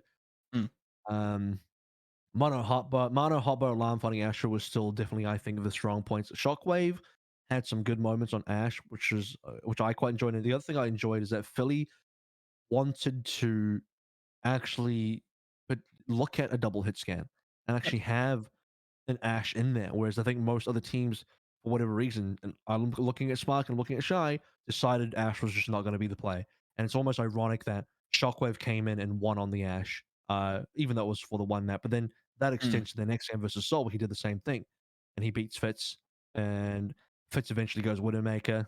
Still not going to be good enough. Then Carpe has that, I think, the game winning moment. He climbs up the wall and Dorado B headshots Fitz with a clean Hanzo arrow. Hanzo, by the way, I think has been one of Carpe's better heroes this year, and definitely this portion, this stage in playoffs currently, as well as Continental Cup. And Fusion, I actually think played better in the Soul game than they did in the Spark game. I think Fusion is a team that weirdly played at their opponent's level sometimes, where despite having a clean game versus the Spark, I think they had some very nice moments versus Soul as we shift this conversation towards Soul, Philly as well. Just talking about where Fusion are. Alarm is still solid as ever. Easily a standout. Oof, This match yeah. for me was just can't say his praises enough. Hotbird's not just stuck on the Zarya the whole time. I think Zarya is again a trap, a noob bait. I'm glad Fusion weren't sitting in the Zarya trap because apparently Spark never got the memo. They put this burner on Zarya for way too long and way too often. A little bit ridiculous. Fusion showed some Mano Orisa looks. They showed some Brawl looks. Ironically, they actually lost in the Brawl mirror versus Spark, which was maybe it was versus Soul. They lost one of the Brawl mirrors. No, it was versus Spark. It was on University of Oasis.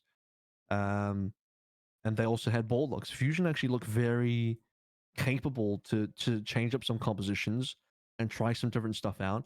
I think their peaks are still a little concerning because I look at this and I'm still not convinced this would be good enough to beat either Chengdu or Shanghai, because having a close game against Seoul, unfortunately, on one hand it's good, but to the uninitiated, it sounds good, but my guy, Shanghai and Chengdu mop the floor with Seoul. Yeah, I'm not sure. Before I start ripping and tearing, I like I said, I thought Alarm had a fantastic game. I thought Creative had some moments where he really shined. I think his sleep on one of the first rounds, Numbani was a slog to get through. I don't know how you felt on cast, but that was long. Which game? Numbani for Seoul Philly. Yeah. They 5-6. Yeah. The struggling to remember. So Shockwave told me they basically wanted to run this because they were pretty confident in the Orisa comps. Okay. Which is generally good on A, right? So while it was the worst map, I think, for them this season, or something close. It's a strange pick for sure. Oh, I don't. It's that's less right, of the they pick, picked it. but yeah, it was just highlighting that I'm map struggling to for remember weirdly it. enough creative. Just real long.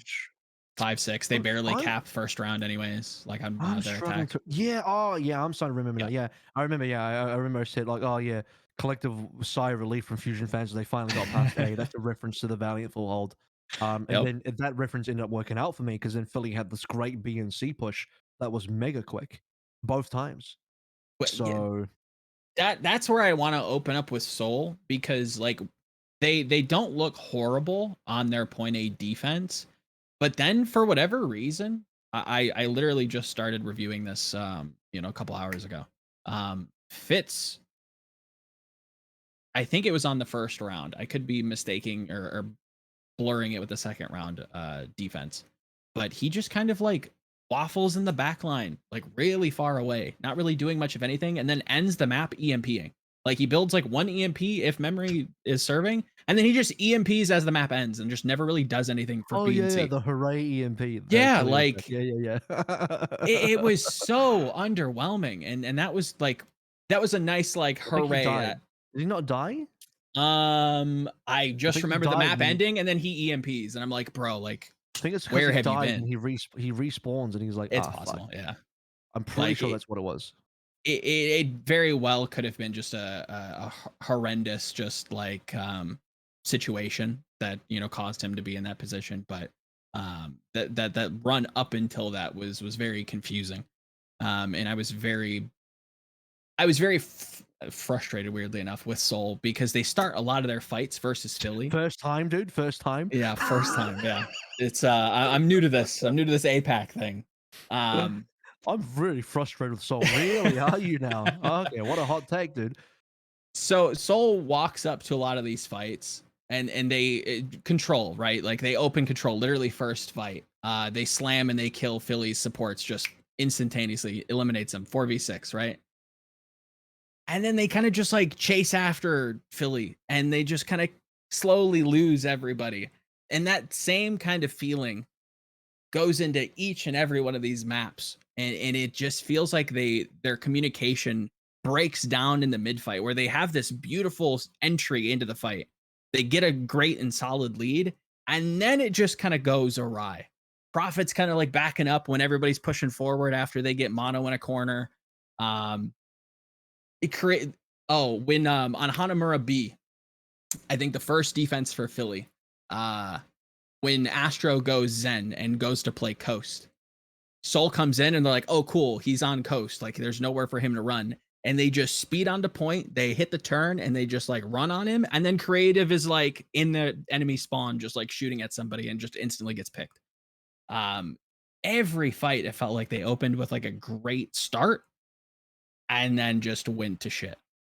And Philly Man. was ironclad in most of it. I think the only bad thing I could say about them was that I thought Mono had some aggressive engages, but outside of that, I thought they had I all the right looks. I checked out the moment you're talking about for the Fitz EMP hurrah thing. And it's literally where, like, for whatever reason, both Fitz and Prophet playing Sombra Echo respectively Mm. were caught on the C high ground, in the little room that connected between B and C. You know, the one in the little balcony. They were Mhm. both caught then. They just both randomly died, and Fitz had no translocator or anything. Maybe he already used it. Maybe it was destroyed. No idea. And they both died. Soul's rest of the four players got rolled, and then Fitz respawns at EMPs. That's what it was. Yep. But yeah, I think Soul just had Soul's game outside of Hanamura, where it was a what was it, a full hold, right? They got this whole full hold on Hanamura, which is Yep. pretty tight. Um, pretty uninspiring. Dorado ended up being a bit of a wash where they just couldn't get any distance. Nambani was one of the more competitive maps, but Hanamura Mm. was the one they actually won. Busan ended up being a bit of a wash as well. Trying to remember what the score line on Busan was. I'm trying to remember if it was close or not, but my memory is, for whatever reason, is fading. In terms of percent, I think downtown was fairly close. It was messy, all things considered. And then they went to Brawl, and that was very decisive, Philly's direction. Like they win that first fight. I think by Yeah. right, Soul should have won that first fight, but again, Profit just kind of like takes a step back. Oh no, it Marbles. was 200 to 50. It was 200 to 15. That's right. I remember this. So there's just these moments coming back. I don't know why. I think what it is like I cast things and I'm like, oh yeah, I don't have to prep for these games because I casted them. Then I get here, I'm like, oh shit, I forgot about these games. Yeah, it was 215. So across the whole board, it was like 7% and then an 8% or something like that, or the other way around. So it was not close. It was 8% then 7%. So I think Seoul got like one good fight in there, and that was about it. And that was very quickly recapped.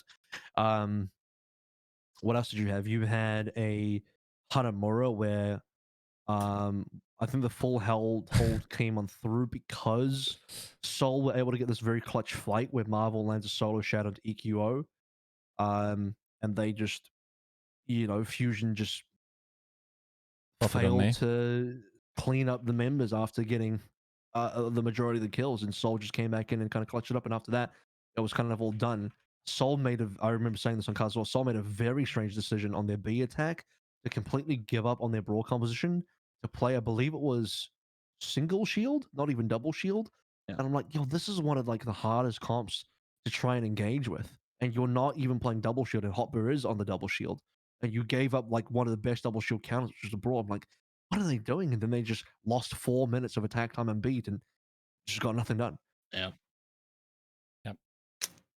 It's a very weird Yiska is the Soul Warlock officially now. So he needs to be. I don't know why he keeps trying to pin this on you, but he 100%. I have not pretted Soul for the longest time. I had Philly. You should call me the Philly Warlock, if anything. No, the Warlock's power is to make others believe in Soul while they, No, I think that's just that's more evidence that you are the Soul Warlock because you are somehow convincing yourself to believe in Soul. I'm not doing any of that. You are doing that. He's also trying to pin you with the wizard's hat, right? Like he's trying to project onto you like he's the Phantom Menace. I convince you to trade Soul. I don't even do that myself.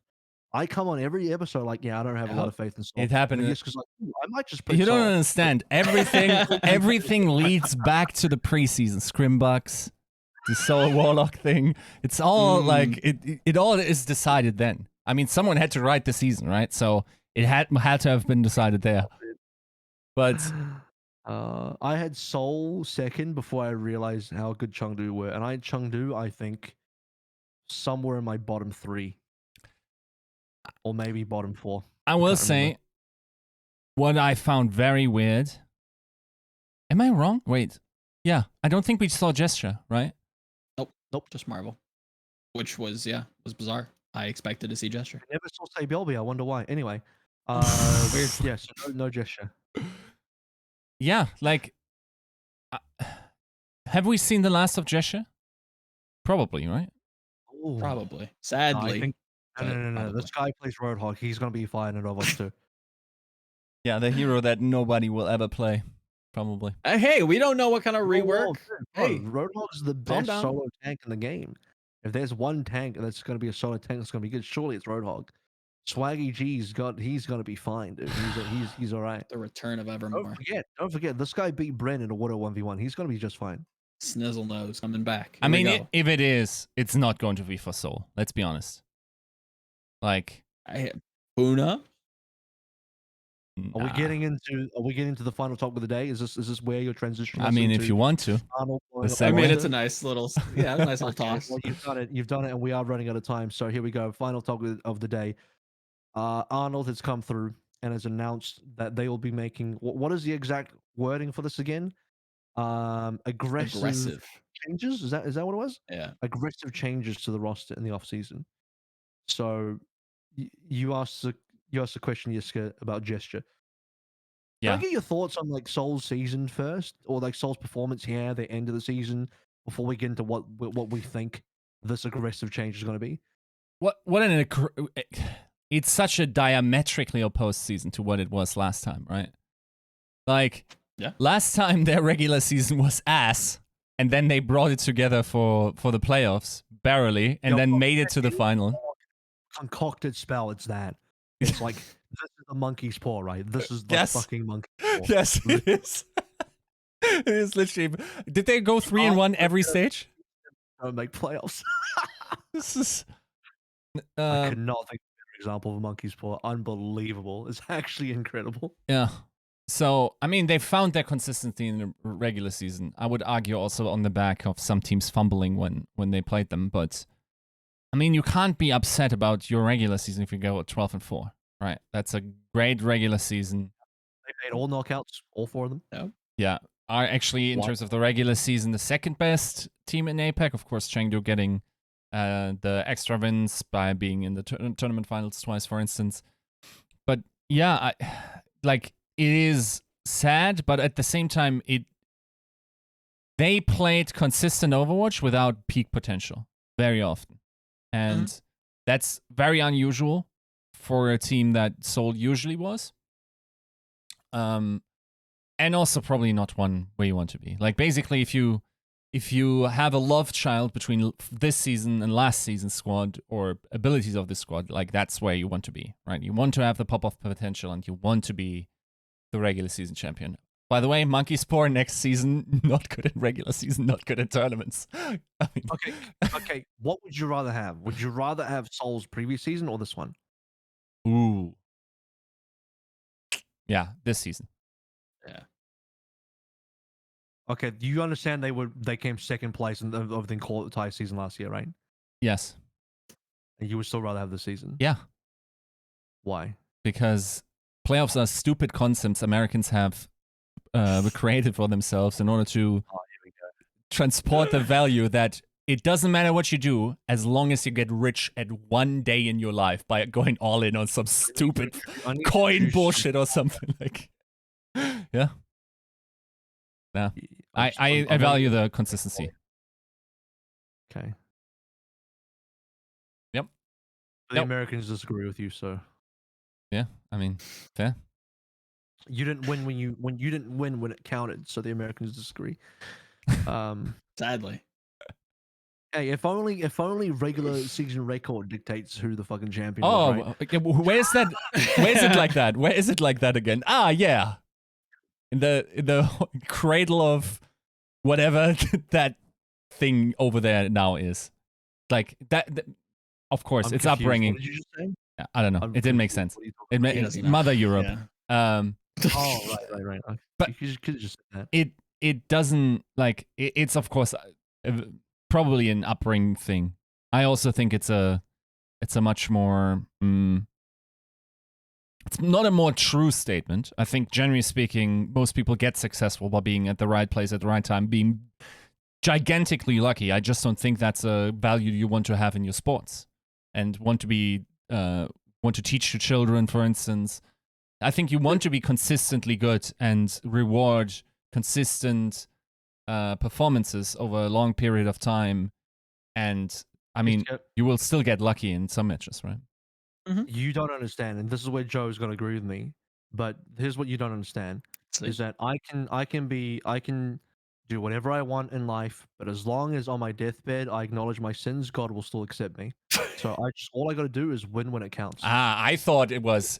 It doesn't matter what I do in my life as long as I get born to a rich woman. If I win in the playoffs of my life on my deathbed, it doesn't fucking matter, dude. I've got that W. Big W in the sky.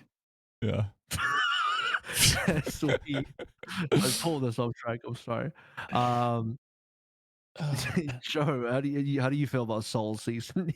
So I mean, I agree with Yiska. I'm definitely one for, like, if you remove the nameplates, you remove the team name, no branding. Like, do I want a team that has a potential to win at the end of the year but barely makes playoffs, or a team that can consistently perform and has a better chance of making playoffs? I would definitely pick the latter. When it comes to the aggressive rebuild, I'm very interested in that. I think, if anything, I would blow up the entire roster and start over. I think there are going to be so many new. Yeah, no. Prophet, as much as I think he is the GOAT of Overwatch 1, and I will die on that hill, along with a German fellow I know, who convinced me, to be fair. Yeah, I think you just blow it up and you start fresh with fresh talent. Overwatch 2 is, as much as other games can transition over, or maybe other players can transition over, and I think Prophet probably will have a. I think he is a safe bet. I think I just want to start over with this team. I don't know. This is getting into speculative territory, but I think that there's a lot of resources to be expanded elsewhere. Let's say, yeah, I would start What over. is Prophet's contract status? Because I wouldn't be surprised if he enters free agency. Like if his Probably. contract's over, I think he could enter free agency and potentially go somewhere. Be nice. Who knows? If I was Seoul, I would probably target Prophet and just go from there. People will be surprised at why I'm not including Fitz into that conversation, and that's only because maybe I would, but there can still be other good head scan options.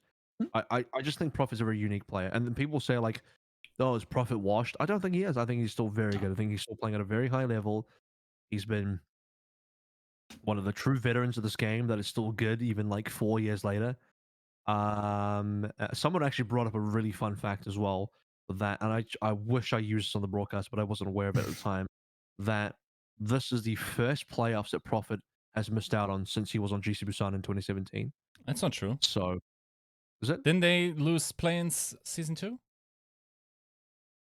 Let's take a look. Am I wrong? Season 2. I'm so stupid. No, they qualify out. They beat the upper bracket was Guangzhou Hunters, charge advance. Ooh. They reseed. London plays Shanghai in a very close series, and then London advances to the playoffs. Oh, they eventually okay. lose. No, to you're New right. York. You're right. Yeah. Yeah. Thank you, Reddit, for having my back. Write it out here. Being correct the one time. That is a fun fact, though. I didn't realize fun that. fact. So yeah, they did get through. So, and also, this might be the end of Gesture and Prophet together as a duo, and they've been a duo for since the start of GC Busan. Yeah, 2017 they've been a duo together. They've since before Overwatch League they played together on a team. Yeah. So they finally managed to separate Prophet and Gesture. Kind of wild. Certainly we don't know yet, but yeah. No idea. We're speculating here. We have zero clue what is going to actually happen across it. To be fair, Gesture is a highly skilled player, and it has always been sort of like speculated that one of the reasons he is so inconsistent, and once again, he had a great Roadhog last year, like he still got qualities, but that like it's really hard to motivate yourself over like that length of a season. By the way, this is my approach to like, hey, there's a lazy guy over here, get on my podcast. But and a new game might just revitalize or also play into the skill set that Gesture brings to the table, right? It's not necessarily that he's completely dead in terms of his playing career. I think he has a great, certainly like first ballot Hall of Famer. Easily. And yeah, it would be quite sad to see him go so unceremoniously because after all, not only did he pretty much pave the way for a lot how our dive currently to this day is being played. I would even let's keep it at that. But I mean, he also first Overwatch League season winner.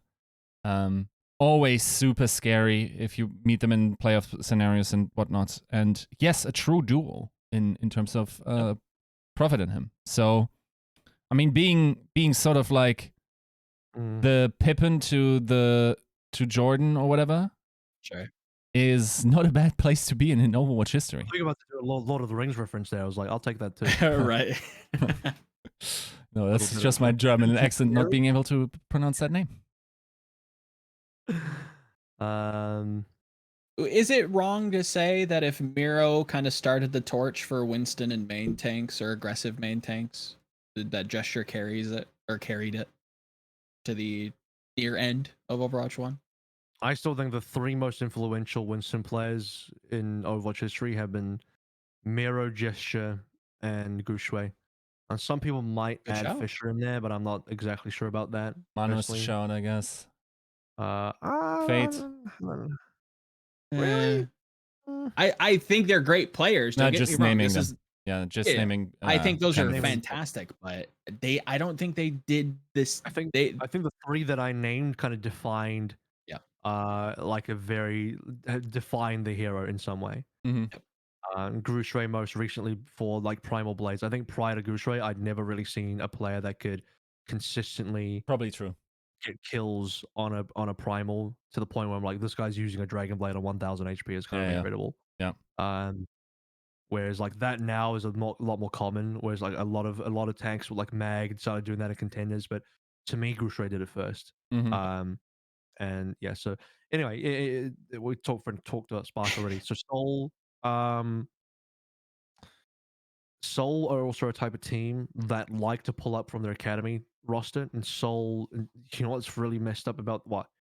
Two things. One, I'm very appreciative that Seoul run an academy because not many teams do. Yes. And they are very active in scouting. So they not only do they run an academy team, but they're previously, excuse me, I don't know if they still do this, but previously their academy team also had academy teams. They have Gen G, yeah, they had. Gen A, Gen B, and Gen S, and they had Tiger Yeah. Nation as well. Actually, I think Tiger Nation consolidated a bunch of those Gen G Academy teams into one. In any case, they had a lot. They had a very long scouting pipeline, all the way down to like ranked. They would like get people in from ranked, put them onto like Gen S, and Mm-hmm. you would graduate through the different, Gen G Academy teams. Eventually, you'd play in Gen G, and then maybe if you're like someone like creative and 2U, you get onto the actual Soul Dynasty roster. That's how they got picked up, right? Yeah. So Soul have been very, very straight up with that. The problem here is that Gen G have recently shat the bed. They didn't even qualify into Contenders Korea. Mm. Oh, So really? Wow. Seoul had a great season, but they've kind of fell short at the end. Gen G have just disappeared off the face of the earth. Gen G peaked at second place in Gauntlet last year to Team CC, which had Gaga and Far Away 1987 and Dia and Super Rich and whatever. Yeah. And then after, and also Genji kind of got carried by 2U last year in Gauntlet. I'll be straight up with that. Stalker had a great game. They can definitely still take somebody like Stalker up, who's ready. He's very good. Yep. But this is to me not a simple situation where like, okay, you want to do an aggressive rebuild, look at your Yeah. academy team and look at your pieces. Yeah. Unfortunately, outside of Stalker, it doesn't look that great. Yeah. Because Genji as a team have not been performing well. Not to completely devolve into contenders talk, but what are your opinions on Bliss? I've always been very fond of Bliss. 16. I mean, yes, of course, but like just skill wise. I thought he's been good, but I think him and the rest of Jinchi have fallen off massively. Okay. First time I watched Bliss was I haven't- 2019 Contenders Gauntlet. He was actually 14. No. Outside the context of Overwatch, that would be creepy. But here, I thought he was quite a good Lucio. I thought he was quite a good Lucio, yeah. Fair enough. Yeah, it was just a name that I pinned years ago, and I mean, just they have. I think Top Dragon is fucking phenomenal, but he's 16 as well. Top Dragon's a guy that skill wise, I think they could take a serious look at. He's actually quite a damn good player. And he also speaks good English, and that's useful. You want that. yeah, for sure. So yeah, I don't know. I don't have a lot much more here. Does anyone else have any opinions on Soul's aggressive rebuild other than the fact that I think we all agree that it should happen and it's been long overdue? Right? No one disagrees with that, I think. It's not really. just hard, right? Like the good thing is like you're sitting basically at the pipeline of what will always be the best region in developing Overwatch talent unless something significantly changes about the scene, how it's built and whatnot, right? I think if anything, Overwatch 2 will probably bring those Pishibang numbers back up again. I think we're like in 6th or 7th place at the moment. Certainly not like gigantic as a game anymore in Korea, but we're still getting really solid talent. Like, let's be honest, like this is a proper waiting room in many ways. That's my question. So yeah, would you rather they look for new talent through the pipeline, the PC bangs or whatever, or would you rather they look at other teams and free agents from other teams, or maybe a combination? I think my answer would depend on when Overwatch 2, whatever that build is made available to the teams. Otherwise, I would try. Also, what it also depends on is Are we going to regular play next year? What is travel going to look like? What is COVID going to look like? Because if I can entice players to say, well, we're actually going to be the only team in Seoul, you can stay close to your family. That's a big selling point. And that played in favor of a lot of teams, by the way, this season. Like, it played in favor of NYXL, played in favor to a degree, I imagine, to Philly, even though I think those guys found it on pretty late. But especially, like, signing up those mid-season signings, that's probably going to be an attractive aspect of your contract negotiations, being able to play in that market. Because we know Korean players like to stay home, right? So, yeah, I think rightly Seoul also feels that there's just no excuse for them to not be fighting for an Overwatch League victory every season, right? They were never. I'm not sure if that's true during the Lunatica days, but I'm not sure if they ever like tossed out the full top dollar in the league, right? And they certainly haven't the last couple of seasons. So, would I say that with the acquisition of Profit and Dresser? I'm not sure. Maybe I'm completely wrong. Maybe they're top. Like, I would have to look at my spreadsheet. Do you think they would run a Dallas? Do you think they would do a Dallas Fuel and just throw the bag and acquire the team? Because if you're gonna do that, my guy, the trade war for proper is there. Get in there, Arnold. I don't know. Like, do you want to throw a bag? Do you just want like the bed? Do you want the rookie of the year next year because he's available? He'll be available. If I don't even care what Overwatch 2 looks like. This guy is gonna be the best. So yes, pretty much. Yeah, that's the beautiful part about it. But like, if things solidify, I think it's a sound strategy to be the best team in Overwatch 2 first season. I think like, it's like the way esports generally work is like, as games launch, they're probably expected to peak the highest in viewership and everything, unless the game can be iterated upon, but that needs to be proven first. So I think if you want to get the most exposures through being the best team, then that's the next season. The problem is there's so much volatility in the system that it might make the investment pretty bad, because you're tossing, I don't know, like maybe you're tossing whatever buyout 500k to Decay, but who knows if Decay is holding up in Overwatch 2, right? Yeah. Even though Decay is probably a bad example. Probably a better one would be Flex Support, I would think. I'm not sure if Flex Supports are holding up well. Really? So we'll see how it goes. Like, for instance, a guy like Fielder, I think, like someone that's very heal heavy. I'm not sure if that's going to be valuable. Sure. But yeah, like I don't know. Like, bottom line is, I think it was a decent season for Seoul. I don't think that they necessarily, like, yes, they should have gotten to more tournaments, could have maybe won one, but that's sort of the expected season for Seoul. But as a franchise, as the only franchise in South Korea, I think the expectations always have to be one of the best teams in the world. Yep. Well, I think we've reached the limit here, guys, and we've successfully debated the audience into believing we would talk about the playoffs draft. But then, you know what? Guess what? There's a week of another episode next week where we're still into a break, and that would be the perfect week to dive heavily into the playoffs draft and where we think things are going to go from there. But quick spark notes, because I think people would be a little bit upset if we didn't talk about it. Yes, Moon full on flopped his dick out and pick shot because he doesn't care. He thinks he's gonna win.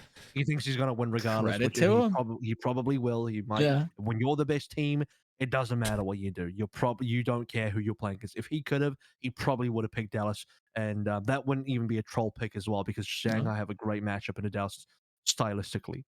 That's my shit, dude. That's we're not here to dive into that. That's just like, if you want the TLDR, that's kind of what it is.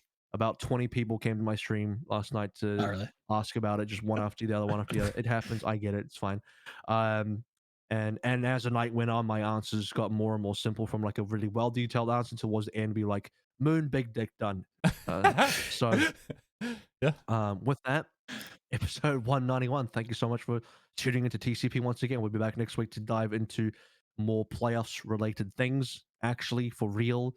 And maybe if there's more news regarding Overwatch 2, Overwatch League, or anything else that could be available. Oh yeah, get your vault skins. Those are available until the end of Overwatch League, and you'll be able to farm a bunch of tokens during the Overwatch League playoffs to hopefully collect some. So enjoy that, and we'll see y'all next week. Peace out.